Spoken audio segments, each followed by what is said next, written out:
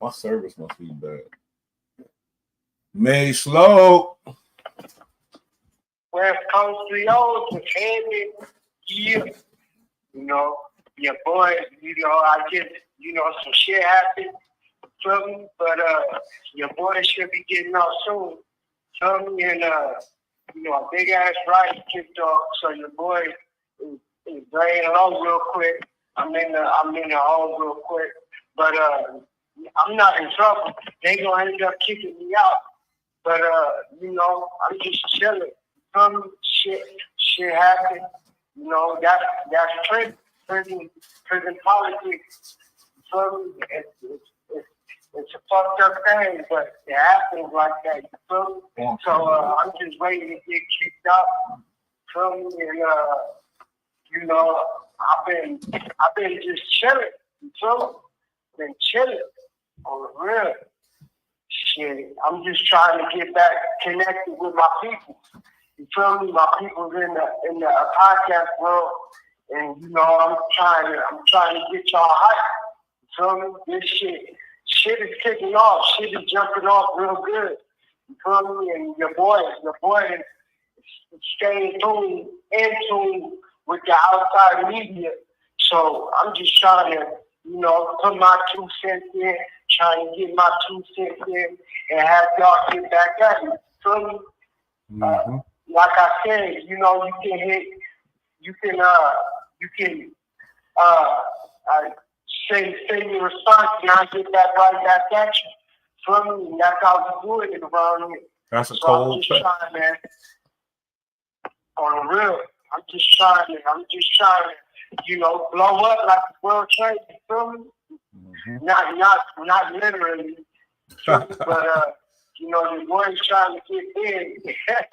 Your boy's trying to get big. I'm just trying to be a people's person. So that's it. And I'm just trying to get up out of this situation. You dig? And I should be up out of here soon. And my big bro, been looking out. You feel me? Much love to him. So, and much love to the people that commented and sending their blessings back, and I appreciate that. I really do. Y'all really inspire niggas to do better. So, and I'm going to get this shit jumping. We're going to get this shit jumping off right now. Hell so, yeah. Whatever y'all got to say, get back at it. So, holler back. That's a fact. Yeah. Hey, shout out to Stephen Charles. He should be a moderator because he's been showing love. I'm gonna try to figure out how to do that. But he left a few comments. We're gonna get into the violence in Chicago. We're gonna get into the Megan Good situation. Mase Loke, let's just get right into the heat though, into the bullshit, into the gang shit in these YouTube streets. Mase represents a certain element that I can't speak on and things like that. But the Brick Baby situation, you feel me? He's been heavily in the news lately. You know what I mean? Every time something crazy go down, he give his thoughts on it, and it creates a wave. Julio got killed out in whatever, and in Jackson, Tampa, Florida. Rest in peace, Julio, because I rest in peace to everybody that died. I want everybody to rest in peace. But he made some comments about ATK and Ace. He said, wait a minute. He said 6 bodies been dropped since Julio got killed.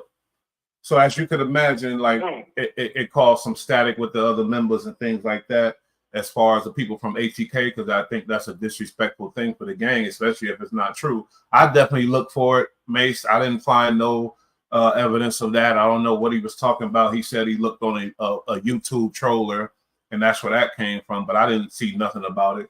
But basically, they had some back and forth with the ATK gang and Brick Baby. And then Brick Baby basically put it on his hood. And that's what I want to talk to you about. He put it on his hood about they can't do no more shows in South Carolina. They can't do no more shows in Atlanta. Then I turned around and Young and Ace was just in South Carolina last night. And he commented on stage, like, they said I can't come out here. And everybody laughed. And it was a good time. You feel me?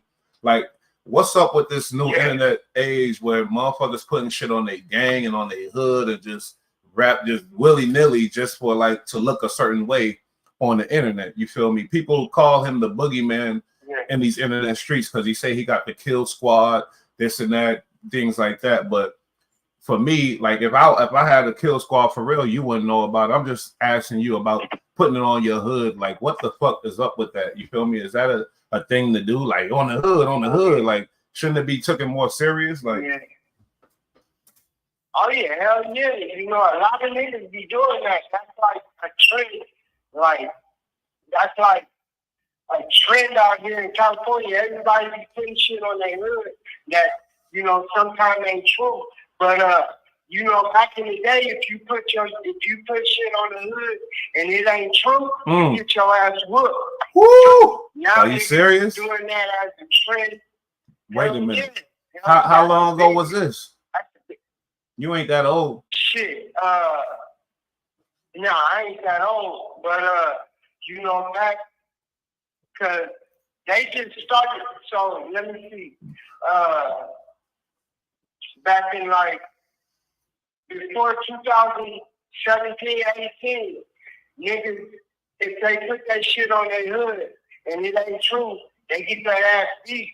Now, 2018. This call and your telephone number will be monitored and recorded. 2018 and up, motherfuckers put shit on their hood. That ain't true. And shit, that shit funny. No consequences for their repercussions. Wow. I ain't gonna spark you up, but I gotta say something. I'm sorry. The San Diego, you know, the gang community is smaller than LA, but it's not small, so don't get that twisted. Is it more serious, you think, because LA is so big and so many dudes? Is it more serious because in Dago you more isolated, you more well known because it's a smaller, you know, community? Now in Dago, you think they still holding the essence, and in LA is getting too big, and you got dudes that's just running willy nilly. You feel me? I still haven't seen a San Diego YouTuber out there. You feel me? Like, except you the only gang, you know, but you keep the integrity. But what I'm saying is like, it's there's a benefit to being a smaller community. You feel me? Dago, like, they ain't doing all that. Nah, you know, in Dago, we not doing all that. Like, just niggas in the pen, niggas that, you know, it's mostly, and no disrespect to my LA niggas. That's what I'm saying. No disrespect. Never no that. Disrespect. That's where it comes from. LA niggas just be like on the hood. That's on the dead homies. Yeah, and that's crazy. You know, and motherfuckers, you know, sometimes be lying like a motherfucker. So, and there's no repercussions for the action. Now in San Diego, if you say on the hood or on the dead homies, and then niggas find out it ain't true, you get your ass beat or DP, you feel me? And motherfuckers know not to put shit on the dead homies and on the hood if it ain't true. You feel me? But I don't know. It's new generation of niggas. You feel me? And niggas is getting, you know, a lot of shit trending from LA. So, you know, I haven't been on the street. I haven't been out there on the street since 2017, 18. So I don't really know, like, how motherfuckers is doing things nowadays, because a lot of shit from LA trickles down to San Diego. And, you know, that's a fact. And that's why motherfuckers. My bad. Yeah. But that's why I wanted to make it clear. We know LA got hella real ones. LA is the shit. LA is where it all come from. We ain't knocking LA. But what we saying is it's too many niggas now to where niggas could get away with bullshit, and then you feel me, and then they put it in the name of LA. Nah, that ain't LA, that's you. You feel me? That's the individual. You know what I mean? But Dago niggas ain't putting it on the hood and on the dead homies all willy-nilly though. That's a thing with not even gang banging. That's in real a dude that ain't a gang member. Would you feel me? You can't do that all willy-nilly. That's some disrespectful shit, I feel. Super disrespectful. This call and your telephone number will be monitored and recorded. And that's how I feel. You feel me? I don't put shit on the set or the homies that ain't true. You feel me? Because of how I grew up, the age bracket I grew up in. If you put shit on the hood, you blowing up the hood. They call it blowing up the hood. Yeah. If you put shit on the hood, that's false. You blowing up the hood. You'll get that ass whooped. You feel me?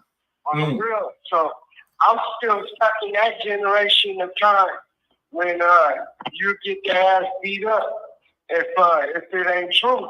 You feel me? And okay, but this the younger. When you hear me keep going, don't let me stop you. I'm sorry, and I know you keep going, and I didn't know. You know what I mean? It's the younger. What you saying? Yeah. No, it's the younger generation that's taking over, that's doing that, putting shit on the hood, and it ain't true. You feel me? It's the younger niggas that's doing that shit. Brick Baby a slickster though, homie. You know why? Because when he said that, he's not speaking on like fact or fiction. He said Young and Ace won't do no shows over here and over there, and that's on the hood. So that's not really saying if it's a true or you feel me? Because he did it. So it's like that's a tricky situation. That's a little tricky shit right there. What you think? Is there like levels of consequences for like if you put on the hood, period, it gotta like it could be over some stupid shit or some serious shit. It's levels to it, obviously, right? Like I don't know. Of course. Like there's levels to this shit, but it also, you know, it's all serious. It's all a serious consequence when you put shit on the hood that's not true. You feel me? Motherfuckers ain't playing with the dead homies and shit because some motherfuckers take that shit real serious. You feel me? And motherfuckers.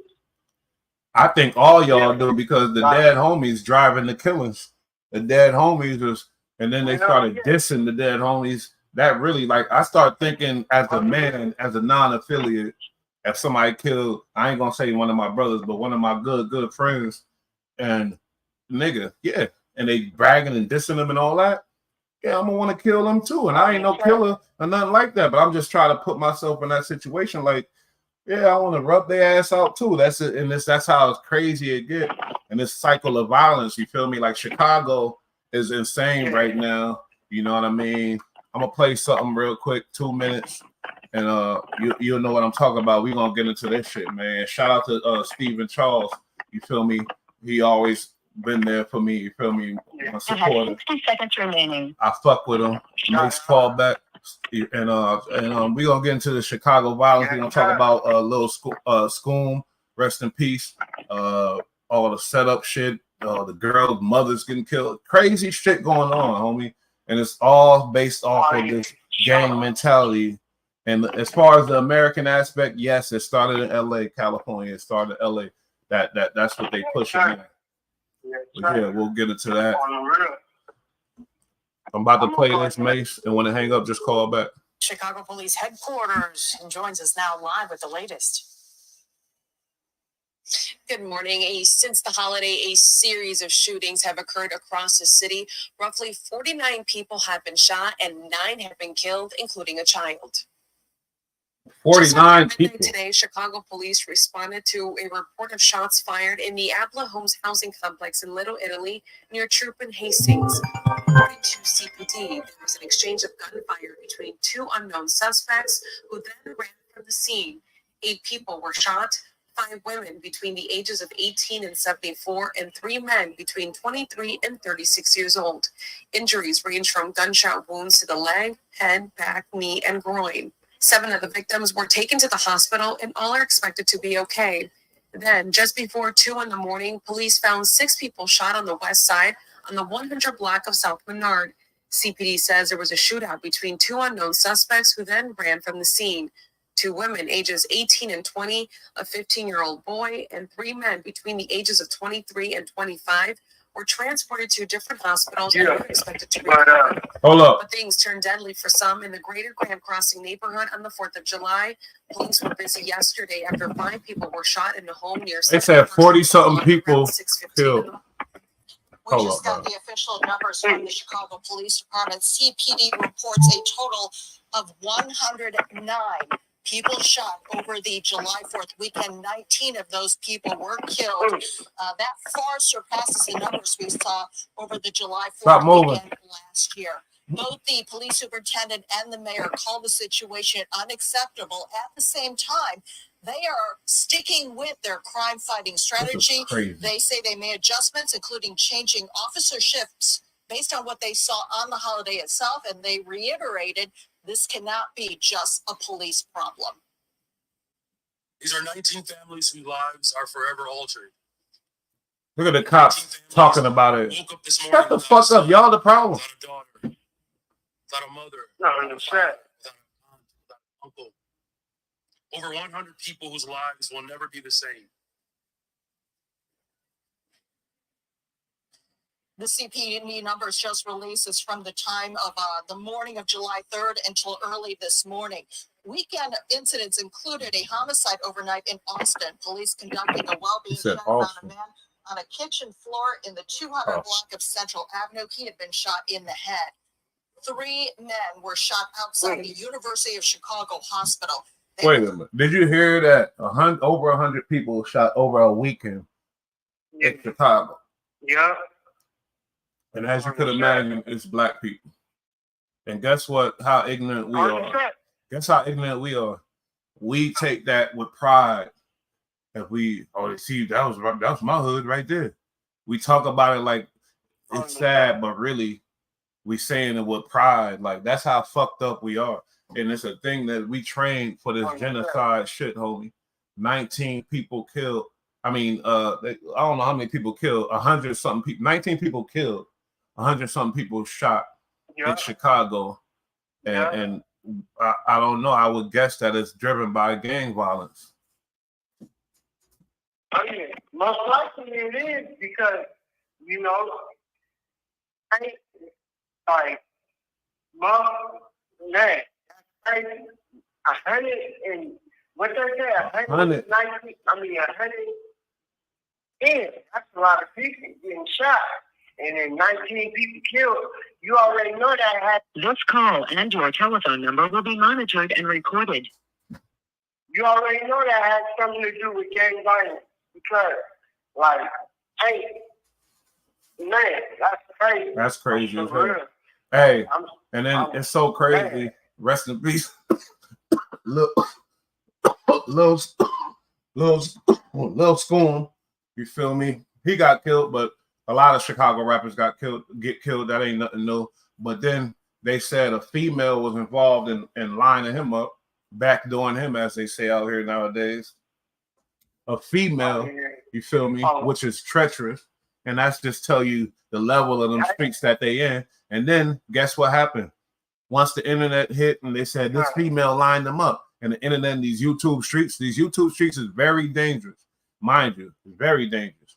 Once these YouTubers hit that internet and start talking that shit, and they said, oh, she lined them up, this and that. Guess what happened to her mother and her aunt?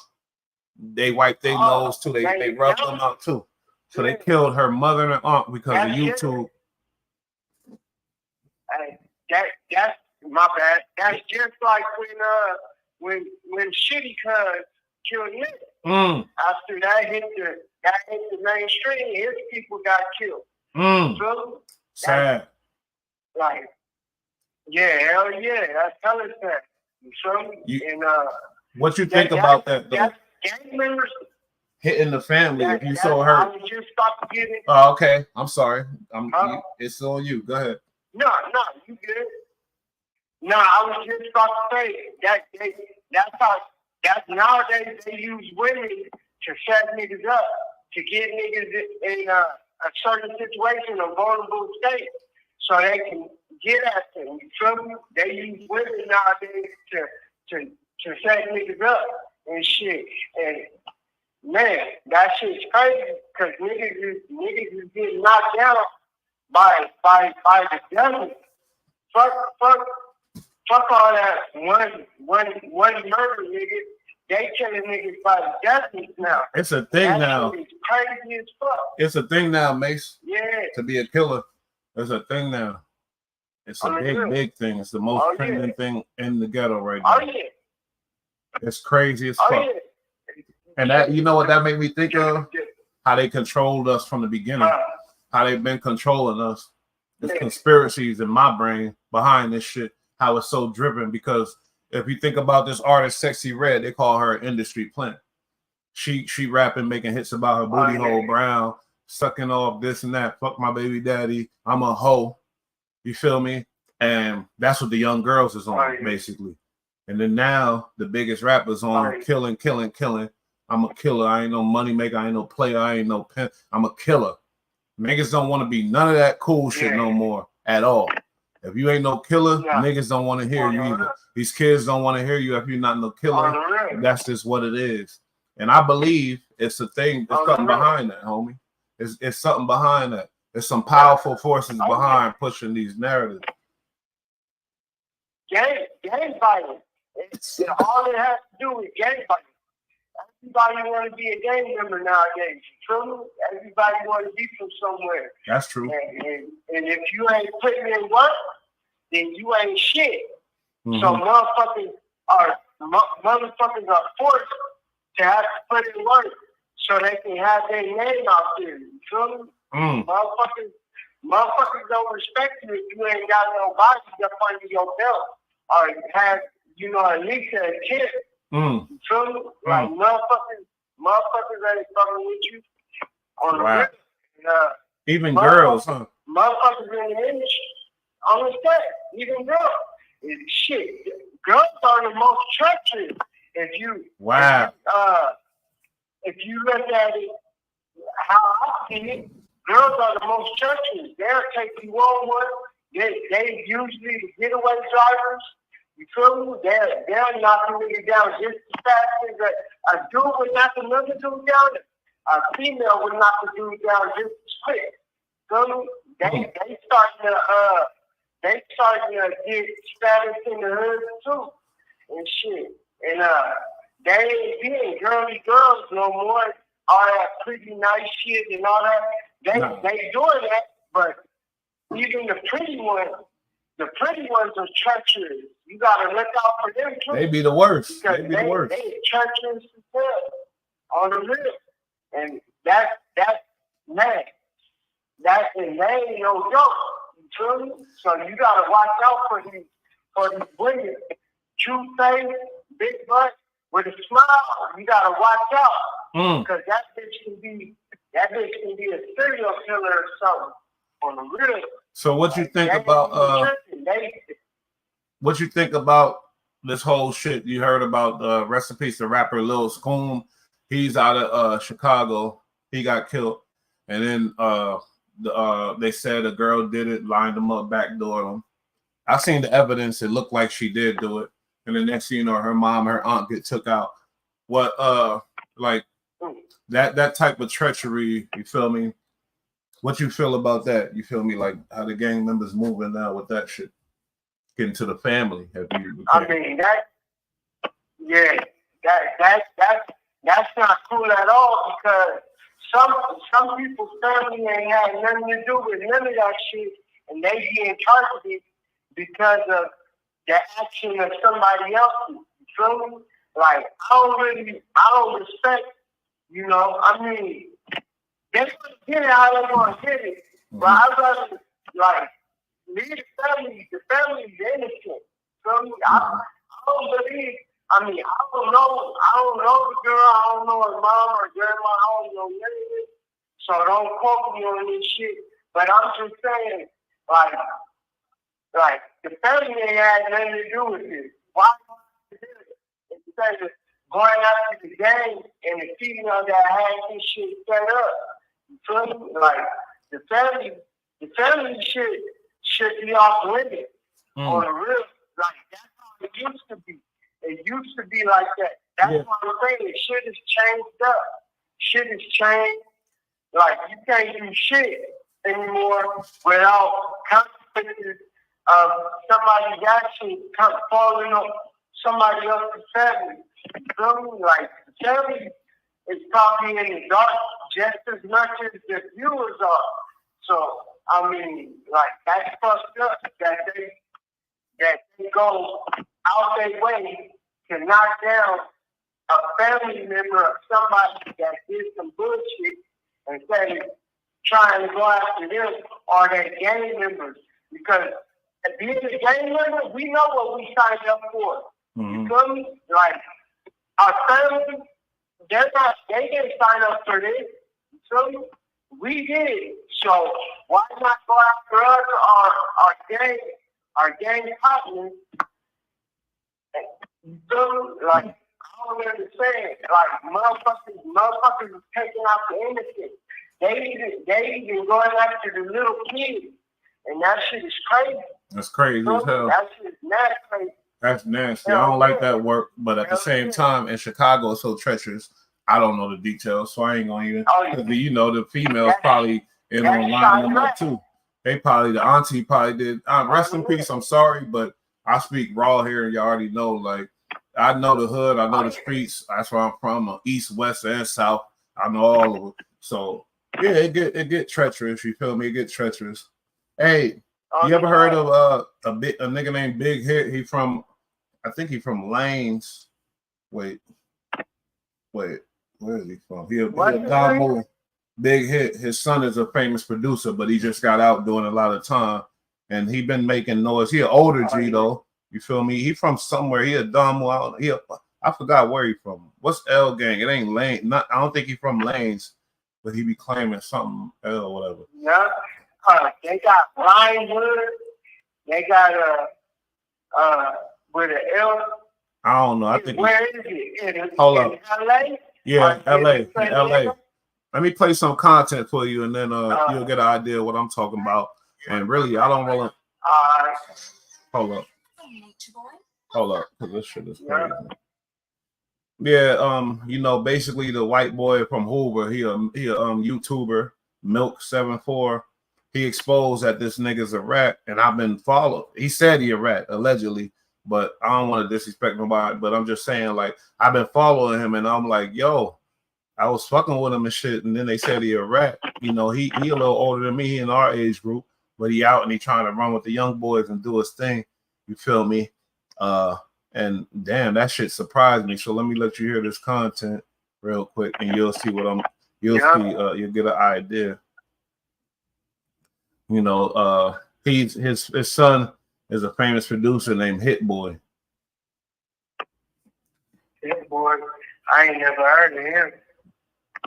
All right, here we go.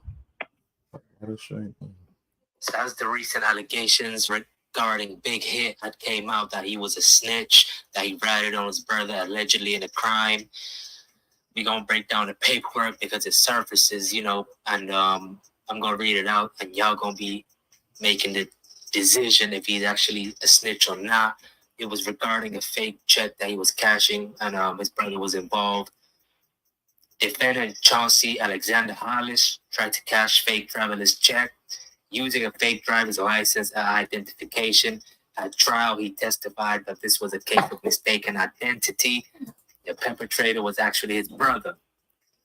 Defendant testified. This call and your telephone number will be monitored and recorded. Friend Ebony, and that they later falsely denied knowing him. You have 60 seconds remaining. He stayed out in the vehicle. When they went inside, he was wearing a white beater and blue jeans. He claimed that half of his hair was in cornrows. Meanwhile, defendant's brother phone. I'm gonna have to pause it for you. Defendant was at you call back. So I want you to hear this. He would come over there. I want you to hear this because he's a reputable out here, whatever, from what I see, and I want you to make a decision like based off of this paperwork or what he's saying. But he said he told on. He's still there. He said he told on. He gave the police a fake name that ain't his brother, and I seen a video of him with his brother and this and that. And he's like, nah, that, you know, his brother vouched for him and this and that. So I just want you to hear this shit. You feel me? And you speak on it. Yeah, for sure. Because I don't know. Right back. And hey, what up, James Hudson? I don't know. I ain't gonna be talking about these gang members and all that. I gotta watch this. I gotta let Mase Loke speak on this. Mace Low could talk on this, you know, and he gonna be smart and not get reckless and crash out and nothing. You feel me? But certain shit, this is what, you know, this is what it is. This is what it is. Mace Low showing promise on the channel. He the only one doing the little numbers. You feel me? I've been here a minute. You feel me? But if they ain't fucking with me, I'm just work with Mace. We'll do it like that. Think I give a fuck? You know, y'all know where this channel came from. I just took a different route. I just chose not to repost Whack 100, Whack 100. And then, you know what happened with the Whack 100 is when I found that I don't agree with a lot of shit he do and things like that. I'm like, I can't represent this dude. That's basically what happened. Like, and I said, oh, I got these subscribers. Let me go ahead and try to do what I do. I had 9,000 at the time. Now I got 11,300 and something. It's about to be 12. You smell me? So, hey, we're going to rise and grind. But the best thing about this is, the best thing about the slow grind is your peoples that fuck with you, they fuck with you. James Hudson, Stephen Charles, you feel me? I only got a couple. But when they fuck with you, then that we build on, add on the list. You feel me? When they fuck with you, they fuck with you. Hey, Mace. All right, hold on. All right, let me play some more of this content. Because reason why I want to hear about what you think about it is because I fuck with Big Hit's music and I fuck with his movement when he came out. You know what I mean? So I just want you to say what you think on this situation. Hold up, here we go. We're gonna break down the paperwork because it surfaces, you know, and I'm gonna read it out, and y'all gonna be making the decision if he's actually a snitch or not. It was regarding a fake check that he was cashing, and his brother was involved. Defendant Chauncey Alexander Hollis tried to cash fake driverless check using a fake driver's license identification. At trial, he testified that this was a case of mistaken identity. The perpetrator was actually his brother. Defendant testified that he went to the Walmart with his baby mother, Nisha, and her friend, Ebony, and that they later falsely denied knowing him. He stayed out in the vehicle while they went inside. He was wearing a white beater and blue jeans. He claimed that half of his hair was in cornrows. Meanwhile, defendant's brother phoned him on learning that defendant was at Walmart. Defendant's brother said he would come over there to shop. When the brother arrived, they talked for a while. According to defendant, his brother was a split image of him. His brother was wearing dark blue and a white jersey jeans. At first, defendant refused to give his brother's name. However, when the trial court threatened to strike defendant's testimony, he gave his name as Jeremy. Two other officers then showed up at the vehicle and arrested defendant. They retrieved the checks from the ground. Defendant denied identifying himself as Jerry Jones. He also denied being Mirandized. I get what's going on. On the Miranda form looked like his, but he claimed that it must have been forged. He also claimed that he did tell the police that the perpetrator was his brother. So he's telling the police he told them that that's tricky. Was his brother. Defendant's brother said, "I'm going to do this lick." Then entered a Walmart, and the two women returned to the vehicle. They all waited for defendant's brother. Defendant then saw his brother running from the store and Officer Mancha chasing him. His brother ran up to him, asking him to hold the checks, then threw them on the ground. His brother then continued running. The Officer Mancha was still chasing him. Defendant admitted that he had prior convictions for burglary and 2 forgery-related crimes. He claimed that these crimes, too, had actually been committed by his brother. He had pleaded guilty only because his brother had begged him to, so his wife would not divorce him. So pretty much this is him telling in the situation where you pretty much... All right, nigga, that's it. So, Mace, you understand what happened, basically? Basically, yeah. You know, because guess what? One day, me, Marco, all of us, Macy was in prison, but we was all out. I just got out of prison. Minnow, Ish, and all them came to visit me and everything else, so we decided to go get some weed. My dumb ass, oh yeah, I know a spot. We go to get the weed. My dumb ass, I'll hold the weed, put the weed on me. I'm on parole, fresh out. Smell me? So we get pulled over. Yeah. police, you know, whatever else, real janky and Dago. If you moving with 4 dudes in the car, they gonna watch you because the gang violence is so crazy on the Southeast streets to where if you got 4 niggas in the car, they gonna watch because they think something, you know, they think something up. They ain't know it's 4 of us and we brothers just going and chill and whatever else. So they pulled us over. They said they looking for guns. They said they this and that, whatever else. You feel me? Did real aggressive with us. The broad, and they told me I had a lawsuit. The broad police digging all in my crotch, grabbing, you know, everything and whatever else. The thing was in my crotch. The female found it. She all on your boy. You feel me? So, you know what happened? I got violated, whatever else, and Ish got locked up with me because he was going off on the police. But the thing, why I'm telling this story, because Marco, rest in peace, he got away because he gave him Malcolm name. He said, "Oh yeah, Malcolm. My name Malcolm, blah blah." And he bounced off, walked off. You feel me? Because he was on some paperwork or whatever else. Because he had a little crack case or something, selling case. So I see what Big Hit tried to do, but at the same time, that's crazy. Because if you say my brother, that's crazy. You ain't supposed to see. Marco didn't say my brother. He said a name. He didn't say my brother. And this is, you know, this is a whole nother situation. Marco wasn't in no trouble. He just didn't want to be in trouble because he was on paperwork. But with this situation with Big Hit, he said my brother. So they're gonna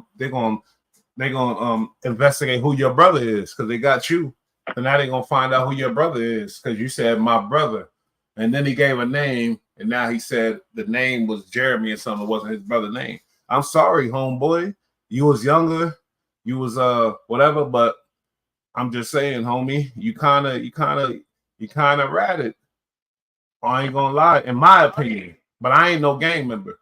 And I shouldn't really be speaking on this, but I'm just saying, on my opinion, what I see right there, he didn't do it on purpose. And I know it was a little check thing, and he didn't want to deal with the bullshit or whatever else. Let alone he's a convict. He did a lot of time. But with that shit, he said my brother, and I don't know, but we really hear from Macy's opinion. So what you think, Mace Lowe?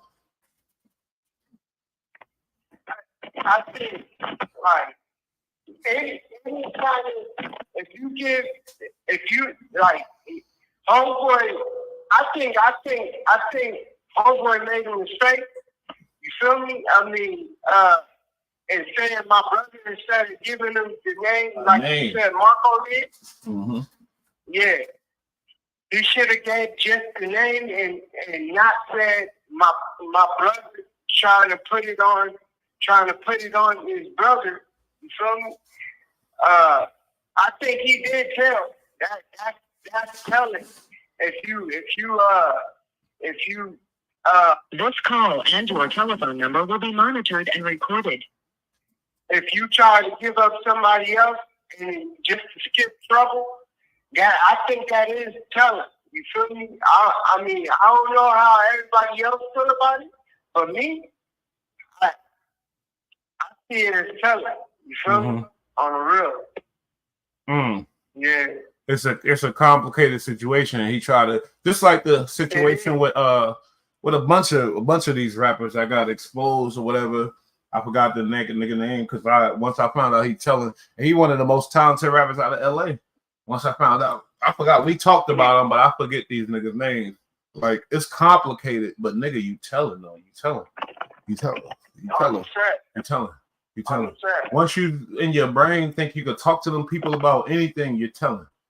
Ain't no talking, nigga. Go down, do your shit. That's it. It's over. Straight up.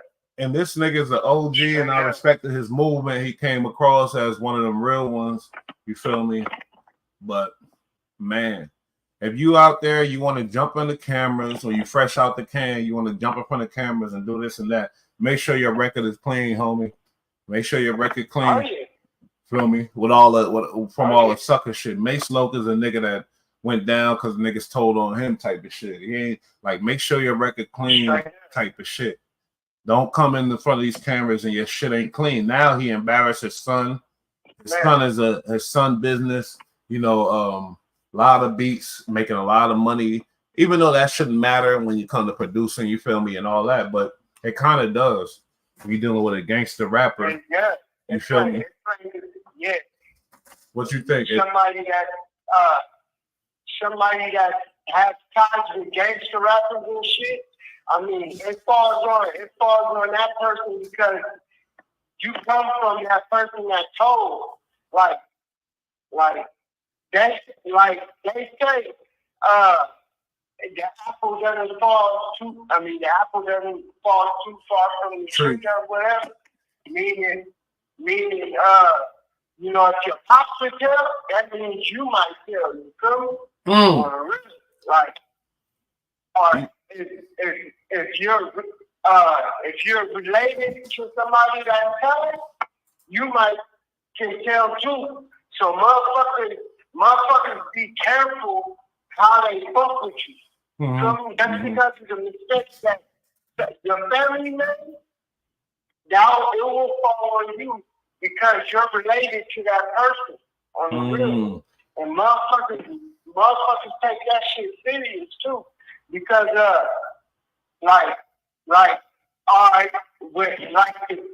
giving an example.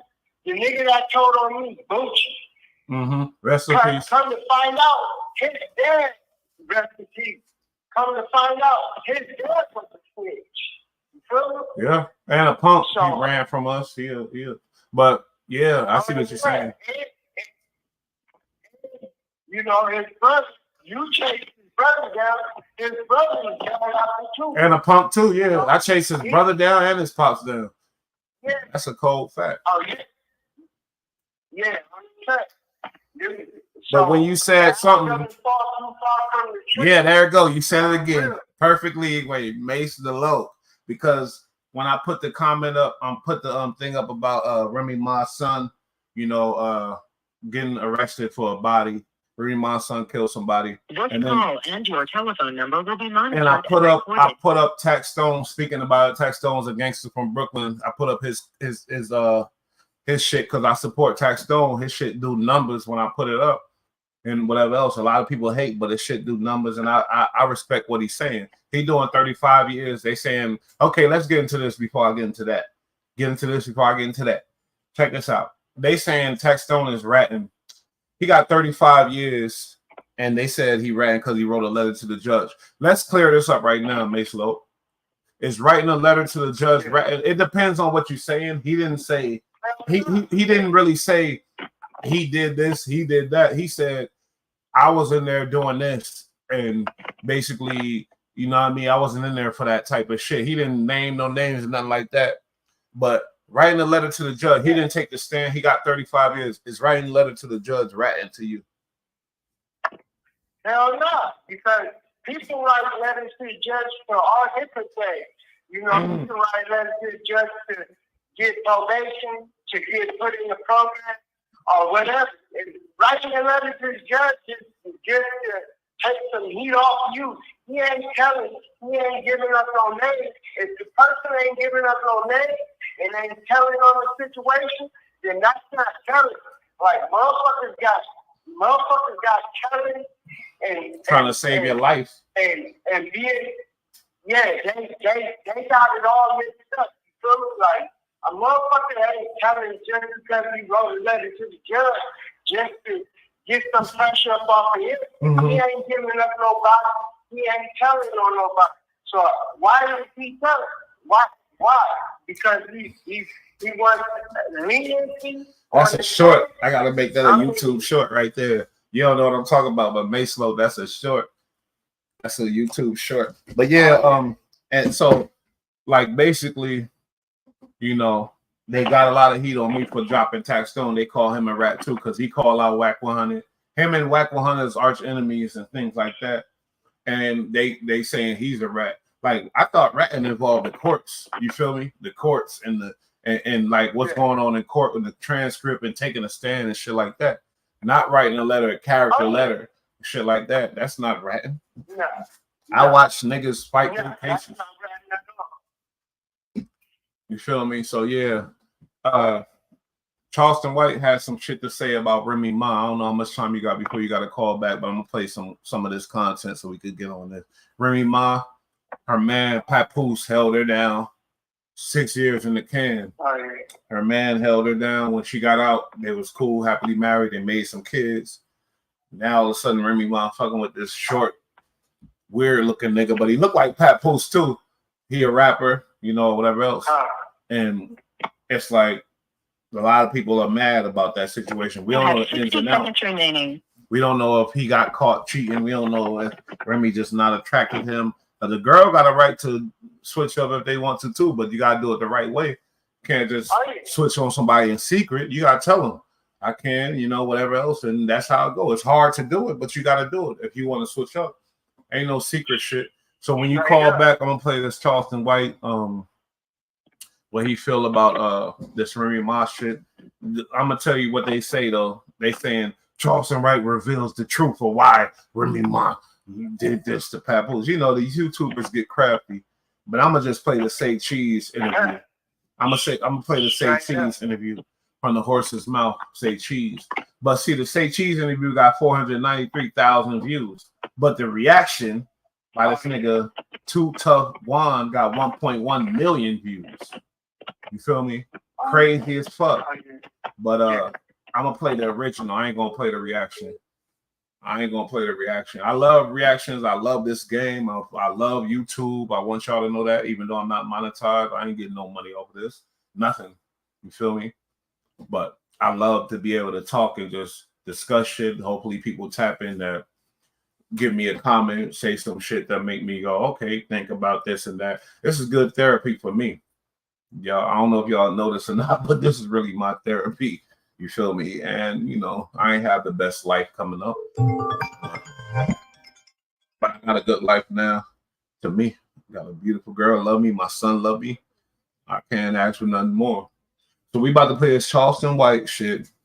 Me and Mase, we on it now today. We gonna do a real live for y'all. This is just the beginning. Don't even get it twisted. I got some shit to ask, but I'm gonna save it. Definitely gonna save it. You feel me? Hold up. Mase. Yeah. Hold up, because it's a big comment, but I might not be able to. I heard her say she had to beg Pap to stop coming to every visit. He was driving or staying in motels to catch every single visit. And thank you, D Trail, because that's my point. The loyalty. I don't give a fuck about your lust and this and that. You could like, come on now. The loyalty is everything. But we don't know. We really don't know what happened when he got out, when she got out, what was going on in the relationship. You feel me? So let me play some of this Charleston White shit, because I didn't hear it either yet, but I want to hear it. I'm listening to this now because Jeezy and his wife divorced after 2 years. Tiana Taylor and Iman Shumpert, they divorced. Well, they split up. Papoose and Remy Ma, they reportedly, he held her down for 6 years while she was locked up. She's reportedly messing with a younger battle rapper right now. Is real love, is that a thing of the past? Because of, you know, it's so easy to get women now. It's so easy on the internet. It is. Because I see you nigga with a bunch of dudes. I think that easy to get women. I see you nigga with a bunch of dudes all the time. Young love still exists. So, it's just that the people before us was more loyal and committed and got past what they felt. This is a emotionally responsive group of humans. They think what they feel makes them right. You have a right to your feelings, but your feelings don't make you right. So most people process the reason and their logic from their emotions, not from facts and what's true. Motherfucker base what they think is logical and reason from what they feel. And no intelligent person does that. No intelligent person does that. They let their feelings subside and then start to try to think. You gotta feel. You gotta think past what you feel. So, man, most niggas know they done cheated too. Man, ain't now, nigga, you can't make me believe. Well, yeah, I can't. I ain't gonna say that. I got a partner. Well, I had to think. I got a partner named Big C. I'll be God rest his soul. He was just murdered. Although when that nigga was, his girl was in jail. Nigga, we was in a strip club every night. And I was trying to get that nigga to cheat. Goddamn, nigga. And he wouldn't do it. So it's the men out there. This call and your telephone number will be monitored and They recorded. won't cheat. I'm a man who have a desire not to do it. I've done it. I have a desire not to do it. But there's some niggas that have a desire in the actions that don't do it. Right? So when you look at what he did for her, we don't know the extent of that relationship before they go get that young nigga dick. And that young nigga dick can be good too now. You that nigga be on them dreads, fuck on with it now. Got some tricks we can't do. Suck ass, he put through all kind of shit. So nigga, we might be buried after so long. And that young dick thrilling and appealing for that feeling. So chill, nigga. Yeah, they might get back together. Jeezy and the Chinese bro. Nigga and Sue Phone ain't never got along. They never got along. How they can do it fuck? How they can do it fuck? Because what was released today is that they separating because of cultural differences. Yeah. My mother told me, she said, when you have children outside your race, it confuses the kids. They don't know which way to go. Don't know which way to go. It confuses the kid. I kind of like that point.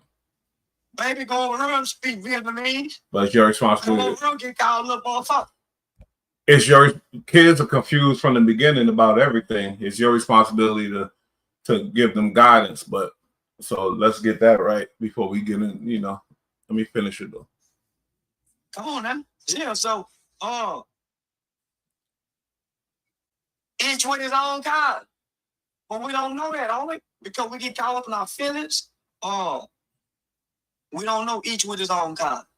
I mean, but when you see all these separations, it kind of makes you, especially when marriage comes up, it's like, damn, is marriage really a waste of time? No, hell no. Only every nigga relationships do it. Mama and son do it. Daddy and son break up. Brother and brother break up. Brother and sister break up. Cousin and cousin break up. Co-worker and co-worker break up. Why wouldn't you think you'll get into it in your marriage? Dog and the young one break up. Nigga bad at the dog. Be mean to the dog for 2 weeks. I'm guilty.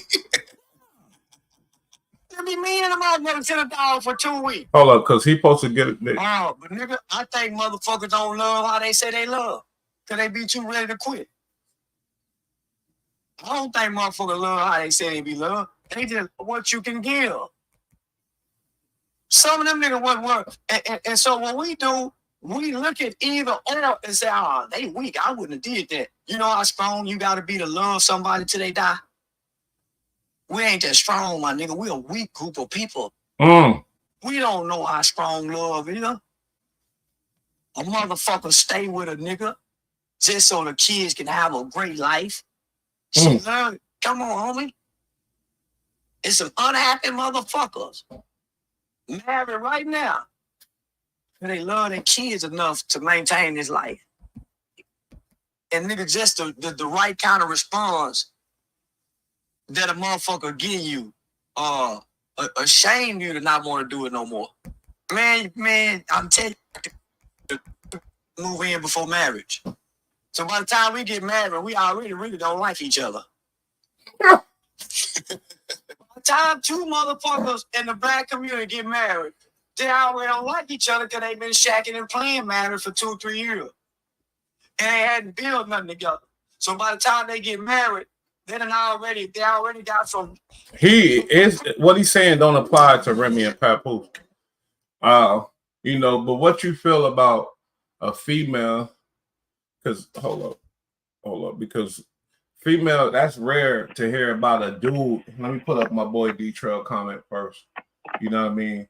It's rare to hear about a dude that's there visits for 6 years and some change, and she had to tell him, stop coming to every visit. You feel me? And then another point, he said, hold up, let me, because you keep, she said, keep it out. He said, keep it out the public. I don't know if there's a female or a male.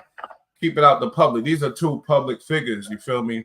And this man who's a gangster rapper and all that is looked at as a lame, a sucker. Let me turn my camera back on because people left and shit. No, it wasn't that many people here. But like, he a gangster rapper. He's looked at as a lame and a sucker. You feel me? From people like, I don't know. I ain't gonna lie, because I can't lie. I'm going through a divorce still, and yeah, my girl did me wrong. I did her wrong though. I'm not gonna sit here like an angel, but a nigga like Papoose was at the fucking at her every visits and all that type of shit. He's a public figure, and then you come out and make it a spectacle that you fucking with this nigga and all that, and you don't make a statement against this or nothing like that. Like, it's really the truth, because it's a crazy famous battle rap. It exposed everything. Like what the fuck is going on? Why are you that mad at the nigga? This call and your telephone number will be monitored and recorded. He said you have no respect when you don't even care about my reputation or image as a public figure, and that makes me think that Remy is pissed off. He did something wrong, maybe. I see. I don't run with one narrative here. I don't know if y'all noticed this. Maybe that's why I'm not as popular. You feel me? I'm thinking. I jump. I'm like, wait, okay, well, maybe they like ain't no one narrative, but at the same time, like, there's got to be some type of reward for the loyalty. You feel me, Mase? Like, come on now. On the real. I feel you. A nigga that been looking out for you the whole 6 years when you was down. Like, I don't care, female or a nigga, but a nigga, man, you fucked up, female. That's super rare. On the real, that's super rare, because the niggas gonna need some, off it, and why bitch is locked up. Like, some niggas will leave that bitch why she locked up. A lot of niggas. Some it's the females that hold the niggas down while he locked up. Mm-hmm. Like, my baby mama, she held me down for a long time until I ran her off. She didn't run off. Mm-hmm. I ran her off. With my fucked up thoughts and attitudes and shit, I ran her off. But if I wouldn't have ran her off, she still would have been holding me down to this day, on the real. But I have nobody else to blame but myself for my attitude and shit. So hearing that a dude is holding a female down like that. That's a solid loyal nigga right there. On Crip. Like, that's good character to have around. Good character. She ran him off. That's another good characteristic. That shows that you're loyal. You respect your relationship. You feel me? That's real cool. More niggas need to be more like that. You feel me? But like you said, I don't know what happened in the relationship for them to have split, because he held her down for 7 years. And you would think a motherfucker that held a motherfucker down for 7 years, they'll still be together, because they already been through the ups and downs while she was locked up. Now that she out, you feel me? It should be smooth sailing. But they divorced. She found it doesn't sound like she got over him. She got over him because they're not divorced either. I don't think. But they split, right? I'm not. I mean, in my brain, in the back of my brain, I'm like, is this a whole fucking plot for clout? I really don't know. But they never spoke out about it, and they let the rumors go, and they let it go. Like, I just feel I don't know. So I'm not gonna put the stamp on their divorce. They split. I don't know nothing about that. But I know what she's doing, and everybody's reliable sources said this is what's going on. You feel me? Oh, Papoose. Didn't you say she got a nigga that look like him? Yeah, he looked like him, and Papoose got him a bad one. I just seen recently. Hold on, what he say? He said, "Yeah, she definitely seems mad. Women know how to say things they feel with their actions." Yeah, I don't like that. Tell me if you love me, tell me how you feel with the words, so I could maybe adjust or do something about it. Actions, what the fuck? Like, I mean, like certain type of actions. Like, tell me first, then do actions. There gotta be a thing with that. On the real. Yeah. On the real. Like that goes that tells it all. She got a nigga that look like Papoose. So that tells it all. She's not over the relationship or whatever. You feel me? Because like I don't know. I see in the industry there's a lot of niggas that go after. You have 60 seconds remaining. Feel me? Like Kanye, he had a female that looked like Kim. Reggie Bush had a female that looked like Kim. Like motherfuckers that in the list goes on. You feel me? There's motherfuckers that get females that look like their exes because they're not really over that relationship and shit. And that just goes to show that, you know. But you got these bras out here, I'm sorry to say it, but they'll tell you something when they in out of anger, and that's them telling it to you. If they mad about something, I might go around, and then boom, they doing it in secretive, and then when you get caught, they say, I told you I might, you feel me? Bullshit. Yeah. I don't. Remy Ma lately been rapping about gangsters and drug dealers and bitch, shut your old ass up. Like, I hate these old niggas that's still with the dumb shit. That shit is lame as fuck. I'm not gonna lie. These old rappers that's still with the dumb shit is lame as fuck. I'm seeing BG, Jim Jones. We can go all around the whole globe. Big Hit even, who's alleged to be a snitch. It's lame. This tough old shit is lame. Old niggas should be about positivity. These tough old niggas and shit is fucking lame. It's like it give me a headache. It's so lame. You're old as fuck and you're still talking about this shit. It's over for you, you old motherfucker. You made it because you're not really like that. You made it to this age because you're not like that. Stop talking tough as fuck. For real. Like, this shit is annoying. It's played out and it's whack. It don't sound good. It ain't nothing good about it. Stop it. You feel me? Kendrick is a certain age, but at the same time, he was provoked to go into that bag. He's not just coming across, I'm the tough. Hip hop ain't really about that either. That's what y'all dummies not failing to understand too. Like, hold on, man. It's like these old niggas that want to be tough is stupid as fuck. Remy Ma, nobody want to hear your old ass family woman, all this shit talking about drug dealers and niggas. It's like lame. I swear to God, I hate it. And that's what I'm saying. Even Papoose know that. Smart people know that. Papoose ain't on it. Papoose reputation ain't about the stupid shit. And he could still do it, like, you know, but his old image ain't about that. Like, what's Remy Ma? She's so jealous of Cardi B or whatever, and she feel like that's what she got to do. The fuck? No, you're not. You're. It's over for you. All that is done. For real. And Mase, I'm just talking about old niggas that want to be tough still. As far as rapping and reputation, is like, stop it. That shit is annoying to me. I hate that shit. You old ass, shut the fuck up. Just chill out. Spread some positivity, you old motherfucker. That's how I feel. You ain't gotta feel like that. That's how I feel. Straight up. Nah, I feel the same way. That's a big fact. Because, you know, with age, you have to change.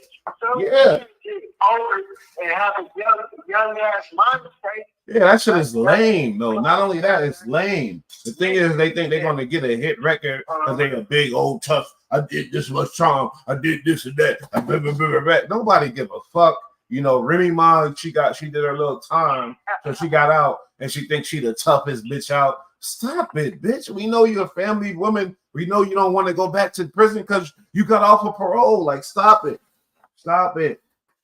Because real the niggas that's about that don't get off parole that quick. Fuck, man. They don't understand. It's either jail or dead if you want to be about that life. It's it. If you're not in jail or dead and you're old nigga talking tough, I don't want to hear the shit. Fuck you. You're not about that. You're fake, and I don't like that shit. You spreading the wrong image for no fucking reason. This shit is lame. I fucking shit get on my nerves. I swear to God. Old niggas. Old niggas being tough is the problem. It's a big problem. It's a big, big problem out here. Old niggas being tough.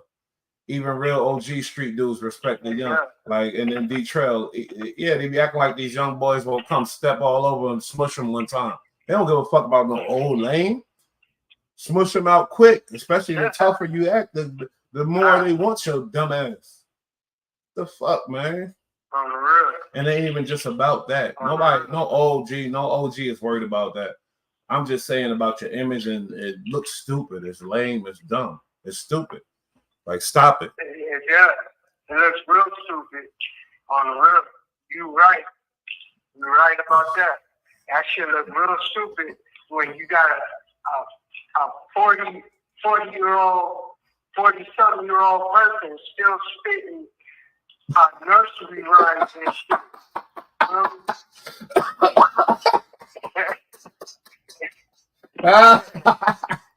Nursery rhymes.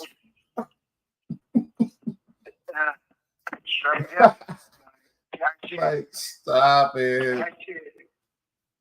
On the real. Even WAC 100. Let's get into WAC a little bit. Old niggas trying to be tough is the problem with the world. Chicago. And you ask about, and you talk about the violence, how we end this shit. You got Jake Prince old ass. I'm a tough older. You got WAC 100 old ass. Tough older. You got all these old dummies. I could name them all. I don't give a fuck. I'll name them all and I'll say it to their face. I'm that type of dude. I'm a dumb dude. I'm a retard. I'm sorry, but that's what I am. Now, guess what? It's a problem. That's the problem.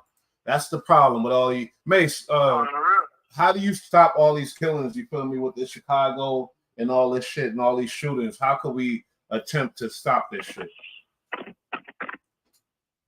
What, stop the killings and shit? I mean, we ain't gonna stop no killings, but I'm talking about 100 and something people getting shot in the fucking 2 days in the city. To at least put at least to simmer it down. I think they should have a community meeting with the leaders. With the leaders of their gangs and shit. And talk to them. Be like, hey man, this shit is getting out of hand. This shit needs to stop. Like, at least simmer down. So, like, motherfucking, like, black on black violence is going off at an all-time high. Motherfucking, it's one thing if you gotta look out for the whites, the Mexicans, and all the other races. It's another thing when you gotta worry about your own people trying to kill you too. So, like, we got something needs to stop. Somebody needs to step up to the plate and just organize something like that. You know, the ego, the male ego is so strong. You got these old niggas looking at the young boys getting all this money. Back in the day, not now, but back in the day, looking at the young boys getting all this money. Man, they ain't real. They ain't this. They ain't gangster. They ain't this. Now the young boys stepping up, getting real money, and they gangster, and they wipe your nose quick.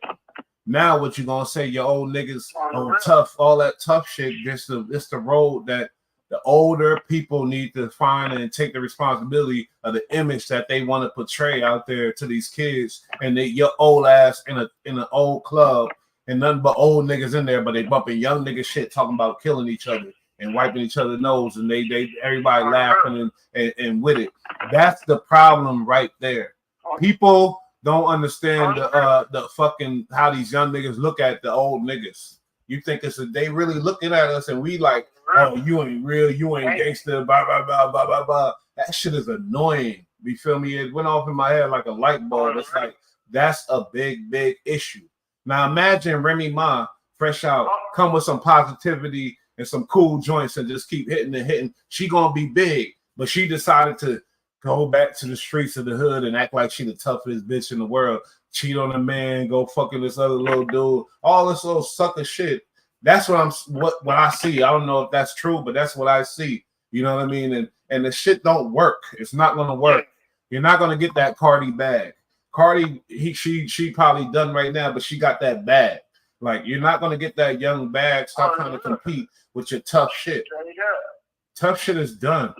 Especially if you're an old motherfucker, man. That shit is so lame. It's like the lamest shit ever. Honestly, it is.